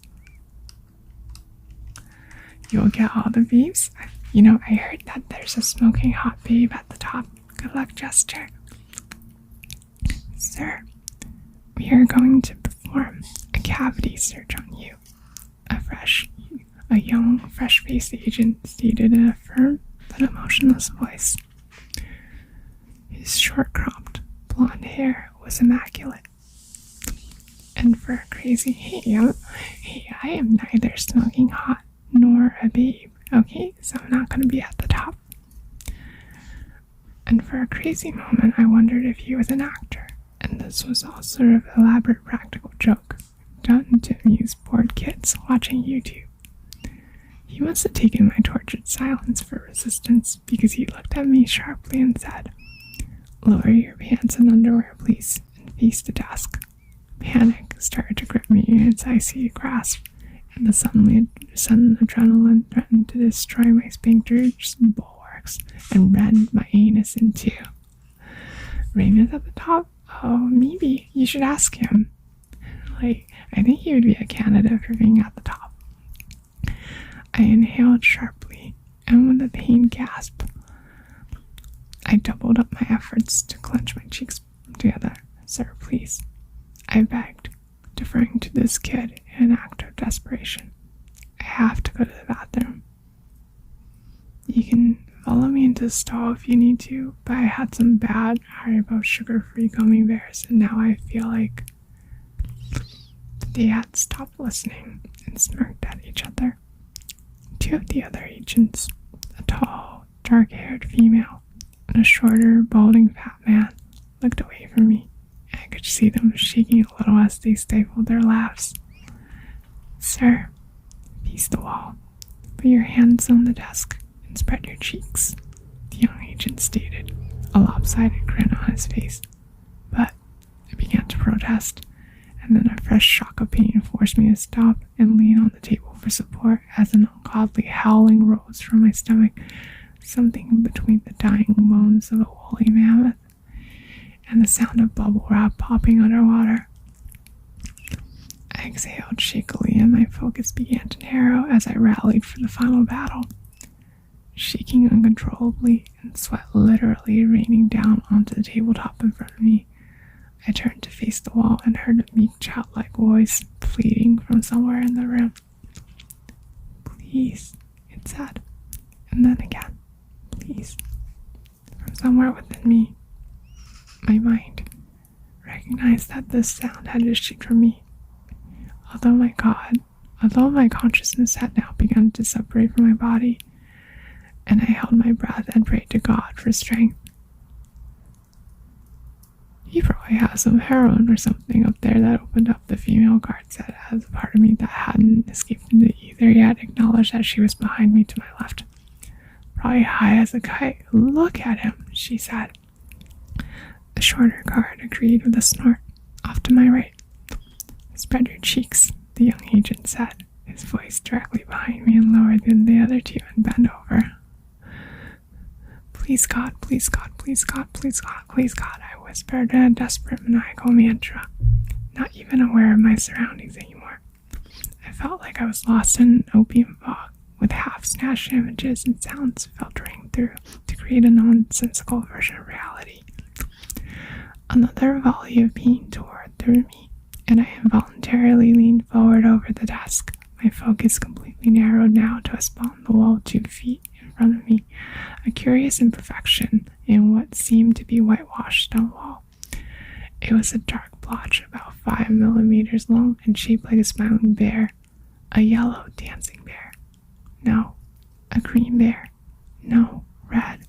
It was all the colors of the rainbow. My God, it was beautiful. It just took something as simple as a slight breeze to trigger Armageddon. That's all. No trumpets, no fanfare, no fire raining from the heavens, no dogs and cats living together in harmony, no finger on the button, no prophet to predict it, no nothing. As I stared at the rainbow bear smiling and dancing in front of me, my mouth agape, drooling, eyes glazed and bloodshot, face coated with a sheen of sweat, I heard the softest sound, an exhalation from the young agent behind me, and then at the same instant, the warm air of his breath feathered across my butt cheeks. For just a moment, maybe less, maybe a split second, even a nanosecond, I felt the presence of God there with me in that room as neurons began to misfire at a blinding rate. Nerve ending bristled and muscles twitched reflexively. I stood on the brink and with one foot hovering over the edge, and then without taking a step, I found myself plummeting. Alright, here we go. Here we go. It's the moment you've all been waiting for. With a sound like an extra large plastic ketchup bottle being run over by a Mack truck. My sphincter released. The pressure of the blast pushed me hard into the desk, and the legs of the desk screeched as they scraped across the floor. My body remained rigid for a moment, and I experienced a relief that can only be described as, I don't know that word, in its purity. My eyes rolled back in my head, and my tongue lolled out of my head like a half dumb dog, and I emitted a low, sustained groan that grew in pitch as the filthy torrent pushed its way out of my body. Tremors racked my body, and I must have looked like a fish out of water with an endless stream of poop firing out of its ass. Other sounds and sensations started to filter in now as my consciousness began to materialize once more. The muffled scream of a dungeon filled with prisoners near death radiated from my stomach, the rushing sound of liters of liquid trying to escape through an aperture too small to accommodate it all. At the same time, the omnipresent sound of chunky liquids battering against a hard surface with great force, the high-pitched screaming of a woman's voice calling out to God, another voice sobbing uncontrollably, imploring to make it stop, and my own ecstatic monotone wail. When my ordeal had eventually run its course, I was left panting for breath and wobbly-legged, half crying, half laughing with relief, barely lucid and feeling as if I had birthed an elephant. My colon felt like someone had poured chili sauce over it and then sent in a colony of fire ants to eat it. Through my sobs, I heard the sound of dripping, like when the sprinklers are eventually turned off after an office fire, or after a thunderstorm when the willow that overhangs a pond continues to rain down long after the sky has stopped. From behind me, the sobbing continued, and I heard someone trying to speak into a walkie-talkie, but nonsensical words were all that the man could speak, which sounded like the ravings of a lunatic. With great relief, I slowly pulled myself off the table, legs trembling, my stomach eliciting one last sound, a loud, prolonged gasp bubbling that eerily resembled a pig word I don't know. I slowly turned my head to survey the devastation, and in that instant, if I had had a pencil or some other sharp object, I probably would have gouged my eyes out in revulsion. And the smell was enough to drive a man insane. It was the stench of rotting potatoes mixed with sulfur, hey, that's me, and ammonia, cooked in a broth of chicken feces and left to age for 2 weeks in a yeasty stew at the bottom of a French outhouse. After half a whiff of this ghoulish brine, I immediately stopped breathing through my nose, but the taste was to remain in the back of my throat for months to come. The young agent had taken the brunt of the witch's brew. This is still the same review, Girl Angel. It's a really long review. The young agent had taken the brunt of the foul witch's brew, and at first I couldn't process what I was seeing. I thought somehow the young blonde kid had been spirited away and replaced by a brown golem, or an ATV rider that had spent the better part of a day driving through every mud puddle he could find after a torrential downpour.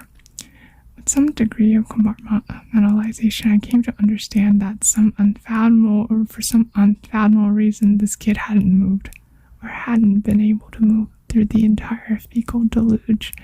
He had weathered this entire assault head-on like some sort of hero from Greek mythology. You had given this poor schmuck a one-man words I don't know that would make a Brazilian pornographer retch with disgust. And he was still in the same position. He you must have been from the moment of first impact. Hi, Neil. Thank you for the follow.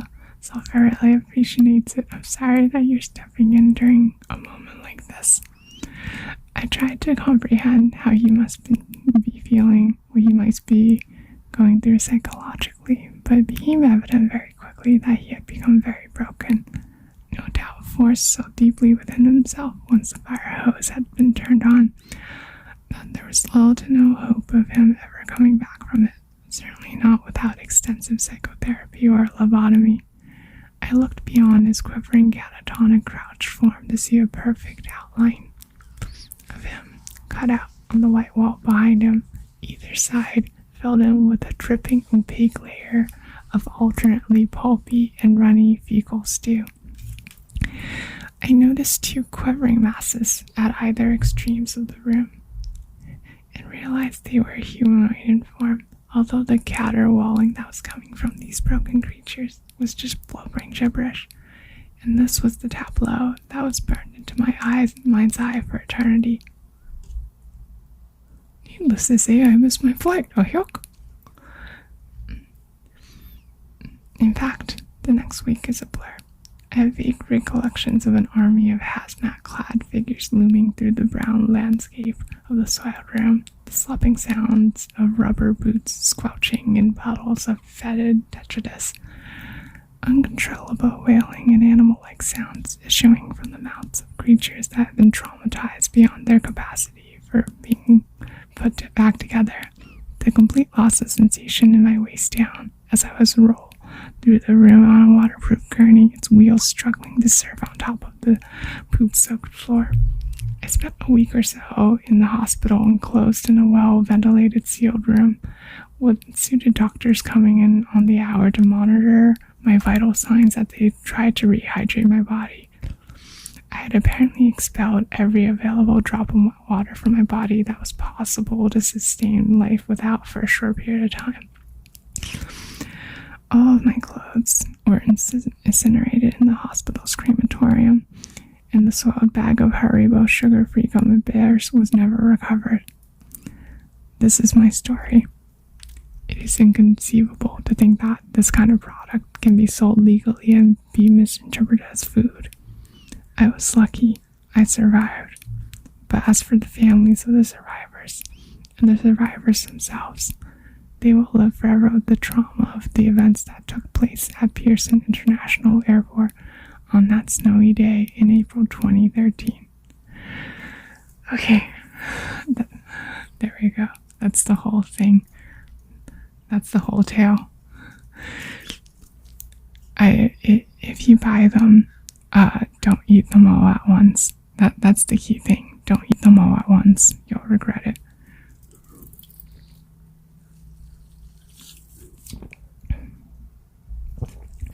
Surely they taste. No, it's not a problem about the taste. Okay, it's that like the sugar substitute that they use, when consumed in great enough quantity, acts as a laxative. Like it's the same thing with like drinking a lot of apple juice. It'll do the same thing to you if you drink too much apple juice. So don't drink too much apple juice, okay? But yeah, I'm sorry for like taking the longest detour to read through this whole thing. I thought it was a good idea, but like I think now that I've actually read through it, I think like maybe like we lingered a bit too long about this. So software would like to apologize. Well, sometimes software tries stuff and it doesn't work out. It was a hero's journey. Thank you for sticking with me through all of this. I really appreciate it. Okay, look, anyway, let's tuck that away, and we shall never speak of it again, okay? If you ever decide to link me an Amazon review to read, link me something shorter than the Iliad, okay? Thank you for the Hapask.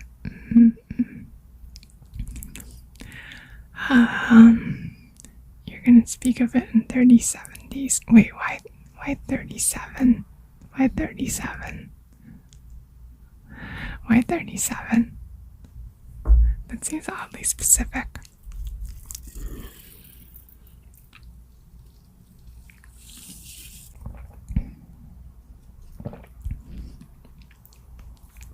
Have I read the Iliad or Odyssey? I don't believe I actually have. Receive sulfur wisdom. Oh, geez. I thought I was planning on over the weekend, coming up with a queue of sulfur wisdom, so I wouldn't have to think of any on the spot like this. But then, I ended up taking, again, being busy with other things, so I didn't come up with anything. So now I have to improvise. Okay. Here's sulfur wisdom. Okay. When you have poopy problems, this is actual legitimate wisdom, you're often gonna dehydrate from it. When that happens, you wanna rehydrate with, what is it, both with liquid and specifically liquid that contains electrolytes. So juice would actually be pretty good if you're dehydrating in that manner. I can't believe I'm giving you actual wisdom for my sulfur wisdom. Gosh. Okay, I gotta come up with better sulfur wisdom in the future. Pocari Sweat, yeah, that would be good. You drew something. Wait, that's great, Milk. That's great. Milk. I've heard you talk a lot about your art, your drawing, but I don't think I've actually seen your art. Just yet. Maybe I'll dig around after the stream and take a look at it. What if you made me read Homestuck? Do not make me read Homestuck, okay? Reading Homestuck is extremely illegal. No one should be coerced into reading Homestuck. You got that?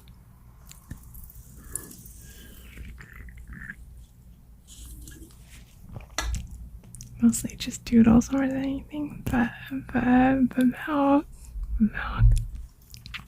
All I really do is doodle too, most of my art streams on this stream are doodle streams. You can see in the poster in my room that was just one big doodle too,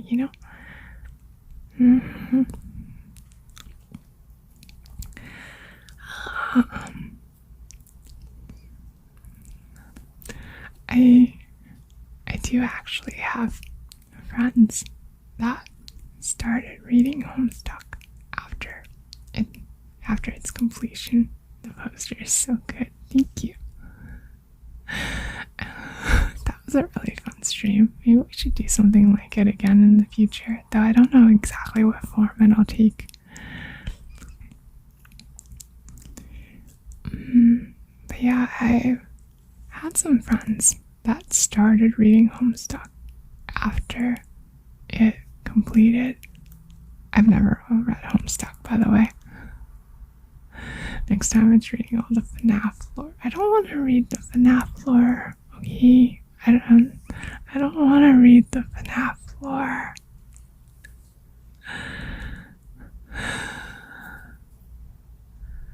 What about reading Uminek?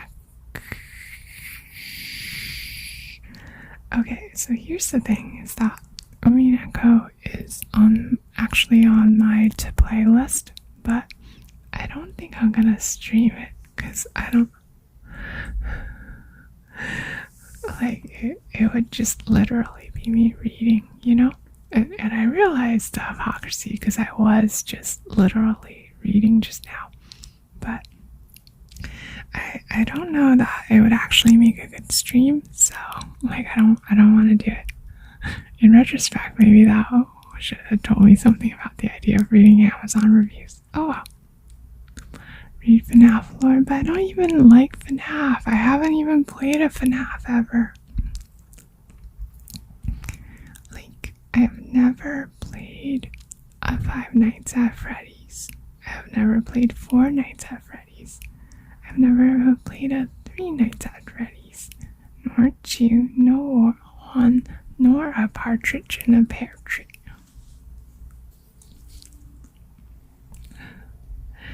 Any me talking is a good stream. Oh, thank you.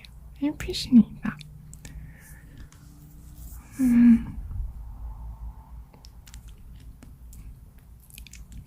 Though I feel like I might be like trying, like with the stuff I've been doing lately, I'm worried that like I'm testing the limits of that thesis a bit. Here, let me tell a more conventional sulfur story, okay? So, like, remember when I was talking about my, like, Zettai Ryoiki obsession, like, way back when I was younger, how, like, when I was young and foolish and naive, I would wear Zettai Ryoiki, like, all the time. Even in winter, you know, that thing where like you leave your thighs exposed and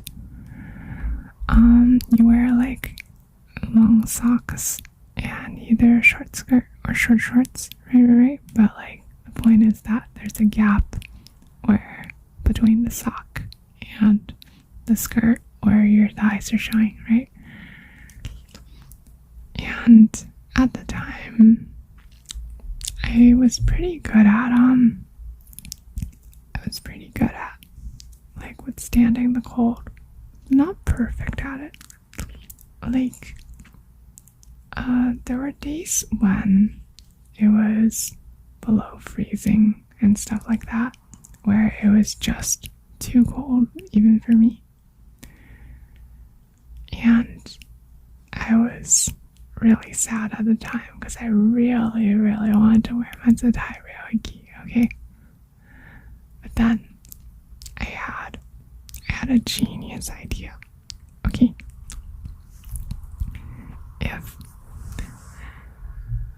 What if I just put on pants over the Zettai Ryoiki while I was outside and then took them off when I got back inside? Like, it would be like outerwear, but for my legs.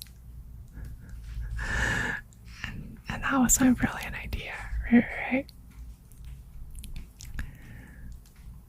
So, I put on like a pair of like loose sweatpants over my legs. Okay, it was great. I was warm, I was guarded from the elements, and I was still wearing my Zettai Ryoiki. So I went over to like I went to class like that. And this was back when I was still in school. I went to class like that. And then I came back from class and I wanted to hang out in the common room, right?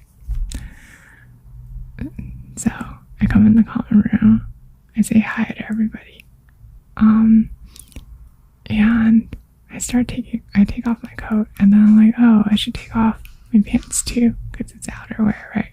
So then I start taking off my pants, and then I'm in the middle of the motion, and everyone starts staring at me.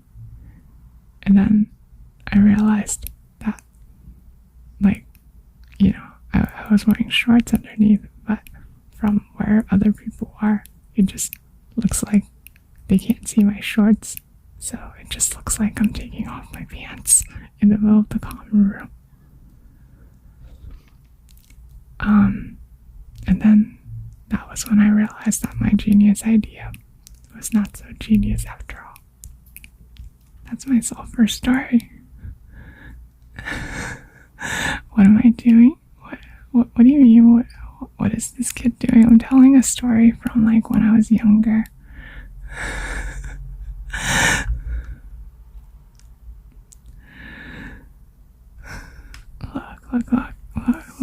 Look. I was not very smart when I was younger, okay? So I made a lot of mistakes. Luckily, like after I had taken off my pants, the misunderstanding cleared up. Yeah, that probably was what everyone was thinking. Look, I'm smart enough to not do that anymore, okay? Now, if I decide to wear outerwear pants, I'll change out of them somewhere out of sight so that people don't freak out. Are any of you smarter when you get older? Oh, sure. Like Apheles, you know, I'm like 200 odd years old, right? Like, I've been getting smarter this whole time. I don't get smarter as quickly as humans do, but like, I do get smarter with age. So, like, I can tell you from experience that, like, you do get smarter as you, like, go through more experiences and learn things. Okay?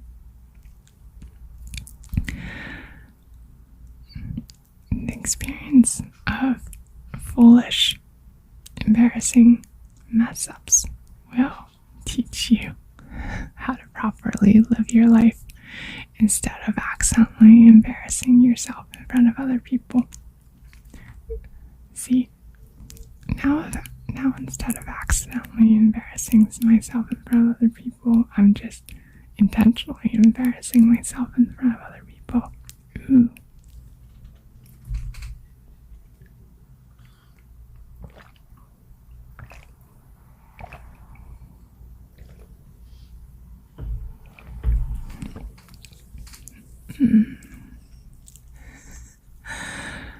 Yeah, exactly. I have grown my sulfur brain. I have learned to become more powerful like this. See, that's how you do it. You have dumb, bad experiences, and then you learn from them. Anyone can do it. Even me, sulfur.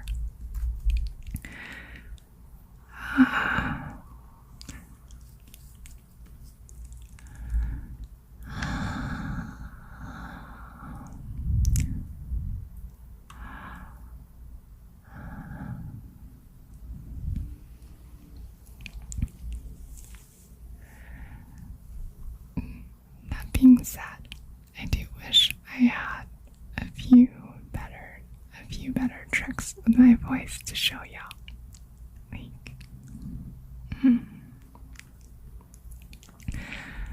Gotta turn off that part of your brain that says you're embarrassed and it'll no longer happen. Apheles, that's not really how it works. Okay, like, if he... No. Okay, here's the key, okay? If something is embarrassing, it's very often gonna be good for you, okay? Like, true greatness lies beyond the threshold of embarrassment. Dad jokes. You got a dad joke. Okay, hit me, you clip this. But I'm gonna give you one in turn, okay? Okay, here's my dad joke. What's a ninja's favorite type of shoe? Sneakers. See, there you go.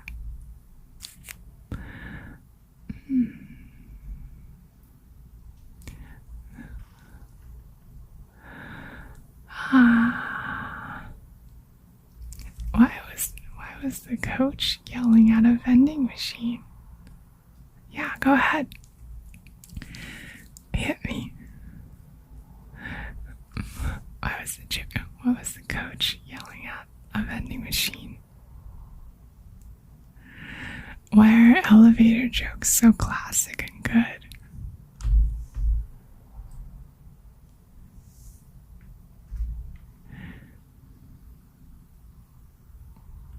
Because they work on so many levels. But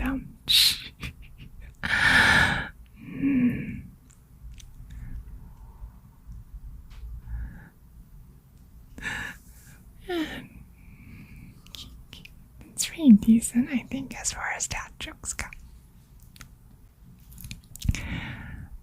Okay, now I'm gonna like put out the one that I tried to do like 3 times. Okay. Why was the coach yelling at a vending machine? He wanted his quarterback. But see, there you go.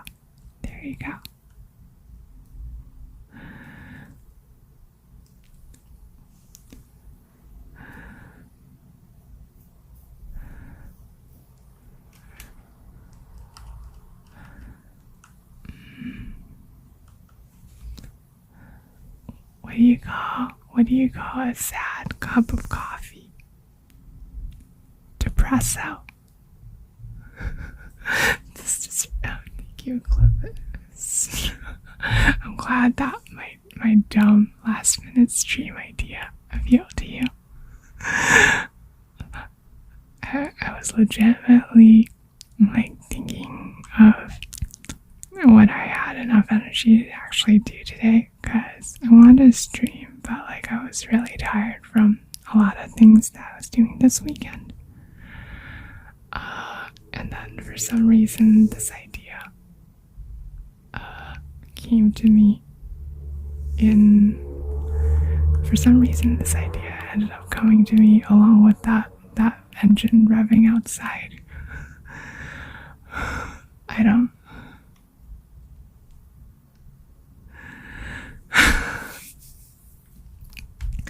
don't know. It's what it is. I'm glad that people are enjoying it for some reason. Yeah. Wow, car ASMR. Vroom, vroom, vroom, roar, meow. No, wait, that's a cat. Meow, meow, meow.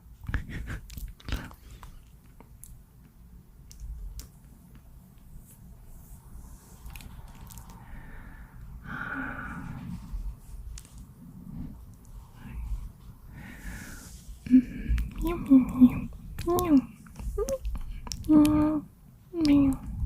I don't know what I'm doing. I thought about going on an all almond diet, but that's just nuts. Okay.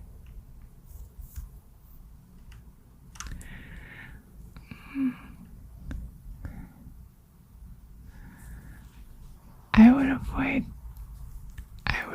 the sushi if I were you. It's a little fishy. You really want to... You don't want... Wait, why would it run the stream if you threw something at me?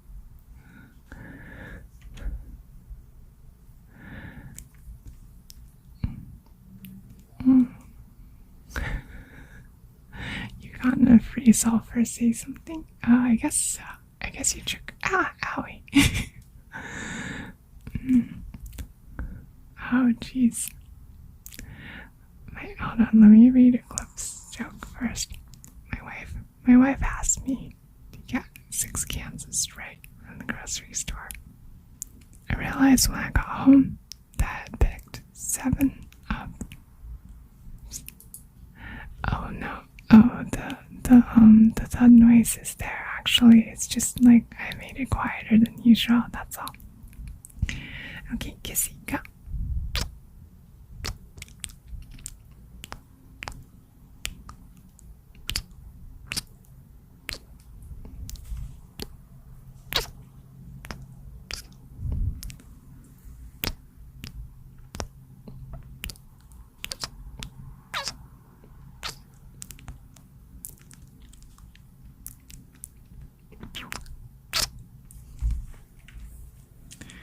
There you go. I should do another book reading stream sometime. Oh, jeez. I didn't realize you actually liked that one. I thought, I don't know. I thought that one landed a little flat. Oh, you don't like... Oh, I'm sorry, Girl Angel. I'm sorry. Oh, jeez. My roommate. Okay, Do you not like the kissy sound? I'm sorry. I guess it's not for everybody. If there's more kissing, you might need to leave. Okay. Bless you. Okay. I'll try to bless my roommate later. Okay. Alright.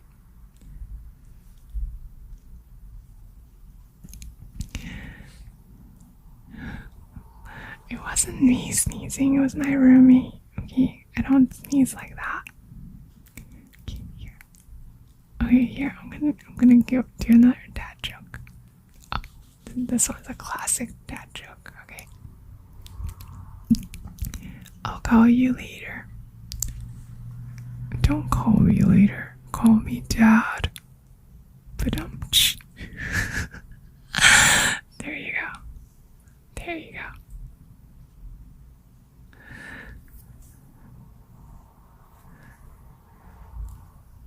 See, that is a classic and literal dad joke. There you go.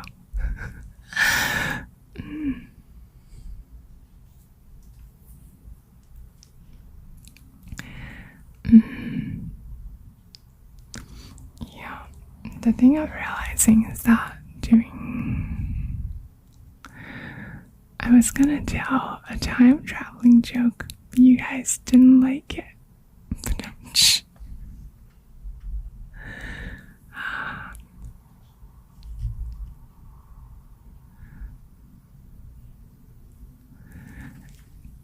Did you hear about the Italian chef who died?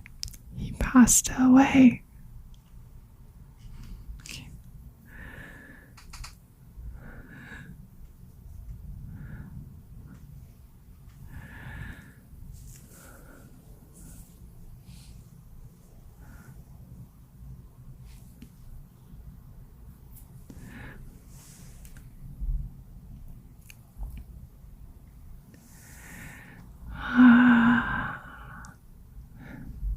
Like, I don't know.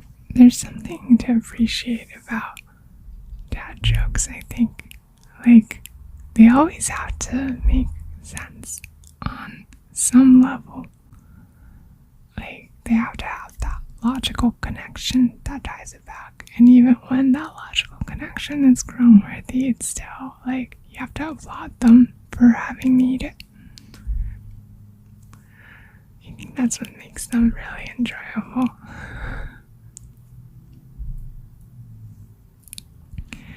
Oh, here's a topical one. My hotel tried to charge me $10 extra for air conditioning. That wasn't cool. There you go. There's one extra.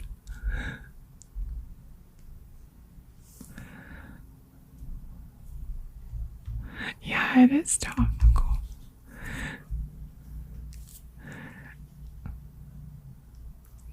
What's red and smells like blue paint? Is it red paint? Is it red paint? Oh, I got it. I guessed right. That it was red paint.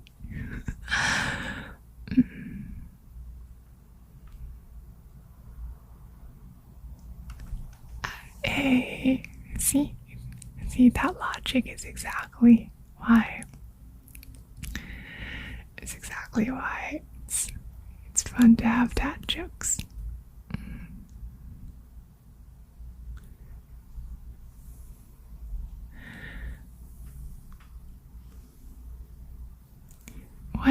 What did the ocean say to the beach? Nothing. It just waved.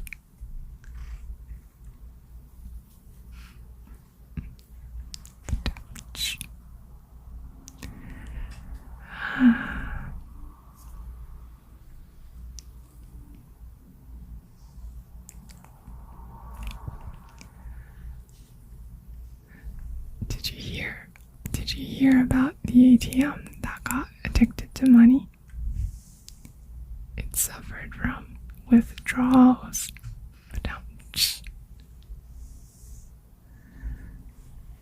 Okay.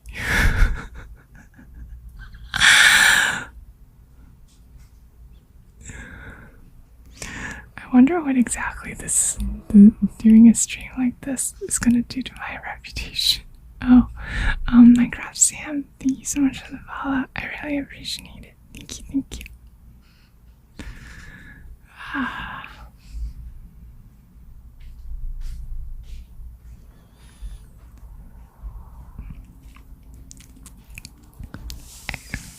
Owie. Hey, I didn't do anything bad. I'm just telling dad jokes. Like, for example, I asked my date to meet me at the gym, but she never showed up. I guess the two of us aren't going to work out. But don't.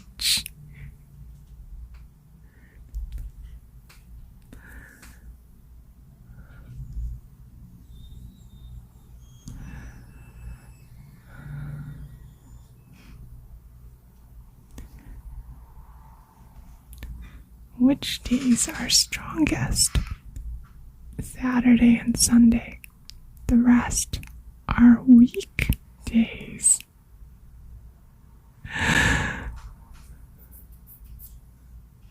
Hi, Minecraft Sam. Please don't throw too many things at Sulfur, okay?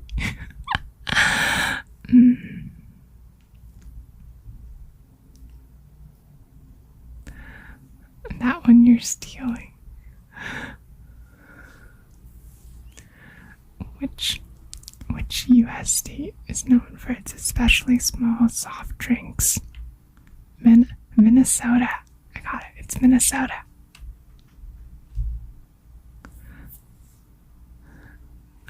I am on a roll today.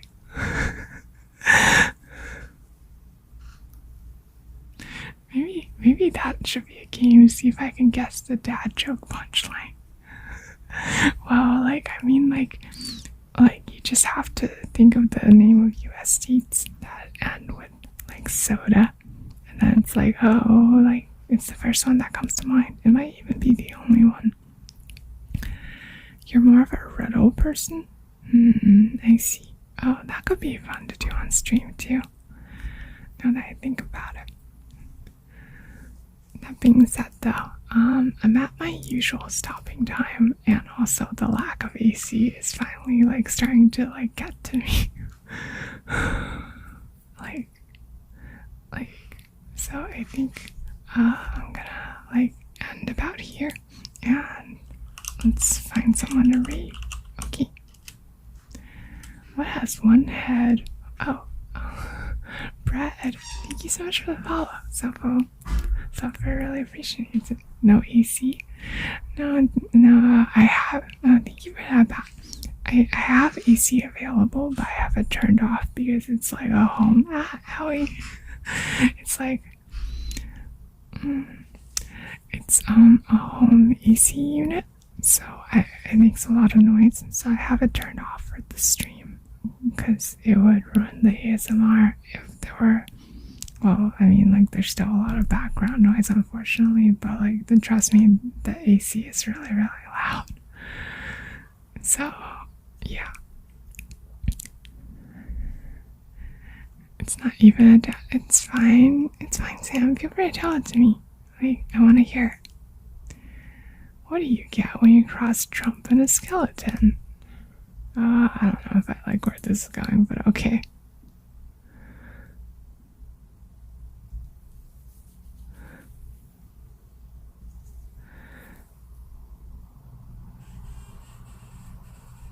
A trombone. Okay, that's actually pretty good. I gotta say. No, it's fine. I like it actually. Yeah, it's logical. I could have guessed it. That's what makes it good. Yeah, good old punny wordplay. I guess I should probably. You made it yourself? Whoa, wait, that's really cool. Okay, I don't know if I'm smart enough to come up with dad jokes by myself. Usually I just come up with my dumb anti-jokes.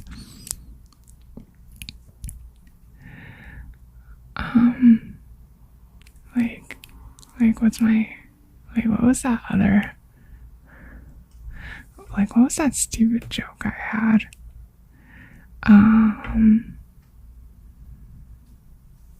Shoot, I can't even remember it. I can only remember the one that's like, gloves are like shoes before your feet. That's the only one I can remember right now. I had someone that was like more of a joke format, but like, oh jeez.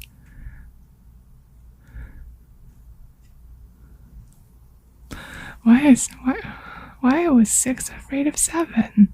Because 6 has a fear of 7. Don't know what I'm doing.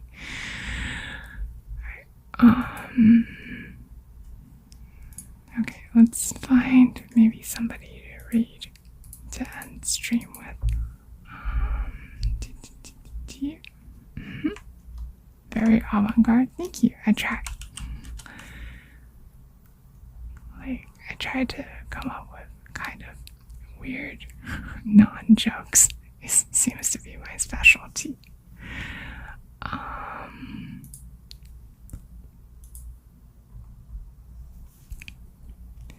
Well, I was 19, solo defeated.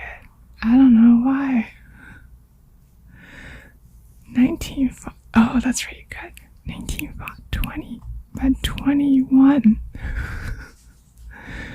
Yeah, okay, that's really good.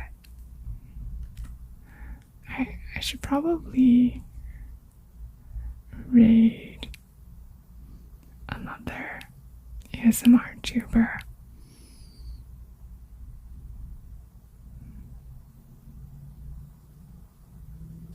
There's someone reading Percy Jackson, but I don't know anything about Percy Jackson. Also, like I don't know, I'm a little like scared rating up so much, you know? I'm not used to rating big people like that.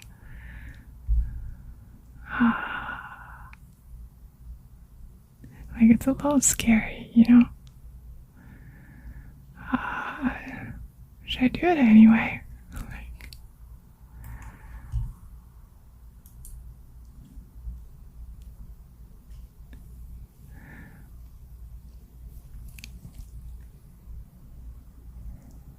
Like, I should go for it. But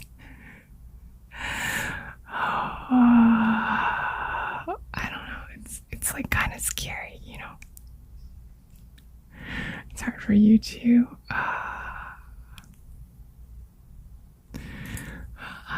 But scary. It's scary and spooky.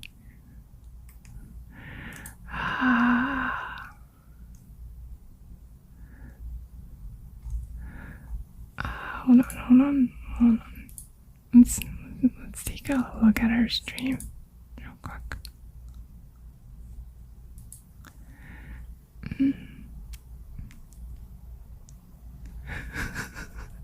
Yeah, that's the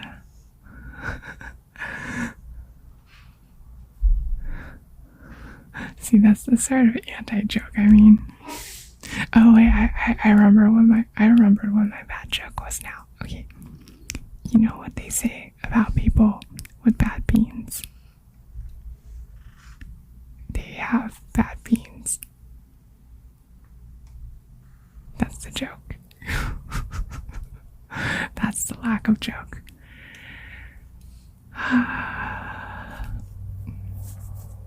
Okay, let's see what this person is like.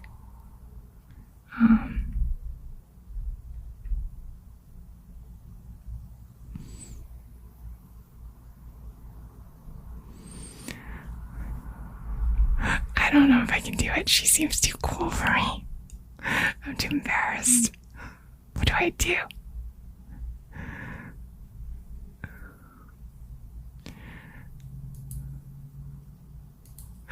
I'm sorry, she's too cool. Like, she actually knows what she's doing. I'm just like scuffed trying to I'm just scuffed messing around.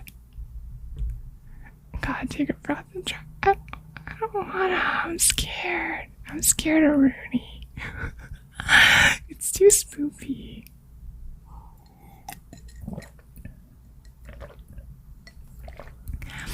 Okay. I hydrated.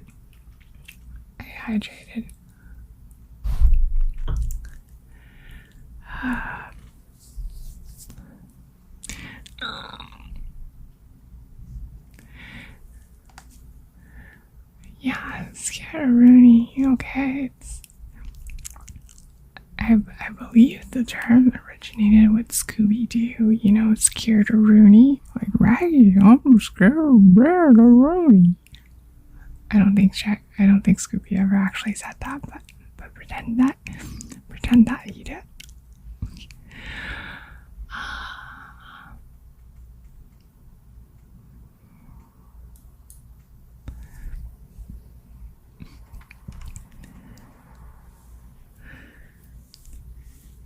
Deep breath and take a leap of faith.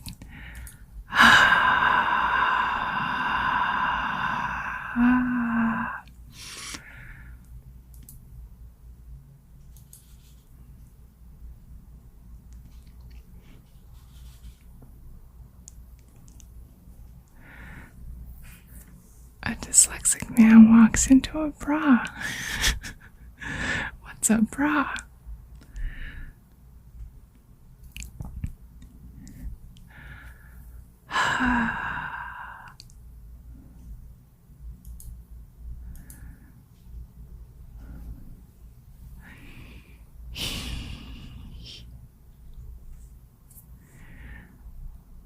Okay.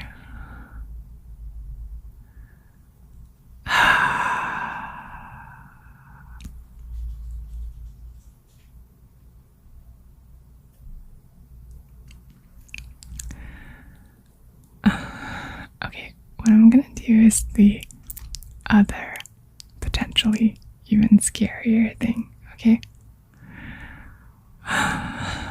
Like, there is an ASMR streamer that I know like a little well, and I go to their streams like moderately often. Yeah, a yo mama joke. Sure, lay it on me.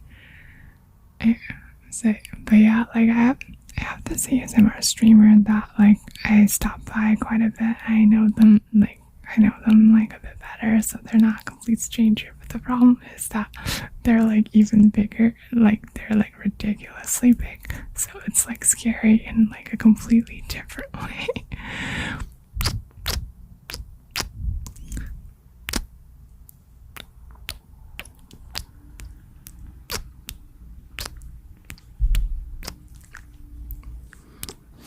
It does make it a bit easier, yeah, but like, your mama's so tall she got arrested for being high. Okay, that's pretty good. Okay, big stretch. Big stretch. Yeah, it makes it a bit easier because I've talked to her a few times before, but it's a bit harder because she literally has 900 viewers right now. but I guess whatever. Let's just go for it. Okay. Alright. Look, it's scary, okay? Like, I talked about this before, but honestly, like, I never thought I would end up becoming a streamer, because, like, being, like, present and available on the internet seemed like a really, really scary thing to me. Like, this right now is, like, putting myself way more out there than I ever thought I would. It's Kira, yeah, it's Kira. It's Clan Boss. But, like, I don't know. She's really cool, so let's go say hi to her, okay? Okay, so since it's raiding into an ASMR stream, there's no raid message. Like, let's just be chill, okay? Whatever, she's cool, okay? Like, if she's cool, she's cool. Yeah, I've been in her streams before too. I know how it is. Yeah, thank you for coming by, Malx. I really appreciate it. Thank you. No, thank you, Butterzilla, for coming. Okay, next stream is gonna be on Wednesday at about this same time slot. I don't know what it'll be yet. I haven't decided yet, unfortunately. I'll try to come up with something. Okay. Would have liked more Strive. I'll do Strive on Friday, okay? I'll do Strive on Friday. I'm a little burnt out on Strive right now. Like, I played a lot over the weekend, and, like, I just, like, it ended up. Yeah, thank you for coming by, Sam. Okay. The raid's about to go off, so I'll just say my usual thing. Okay? Thank you, everyone, for coming. I've been Sulfur, and I'll see you all next time. Good night. Bye-bye.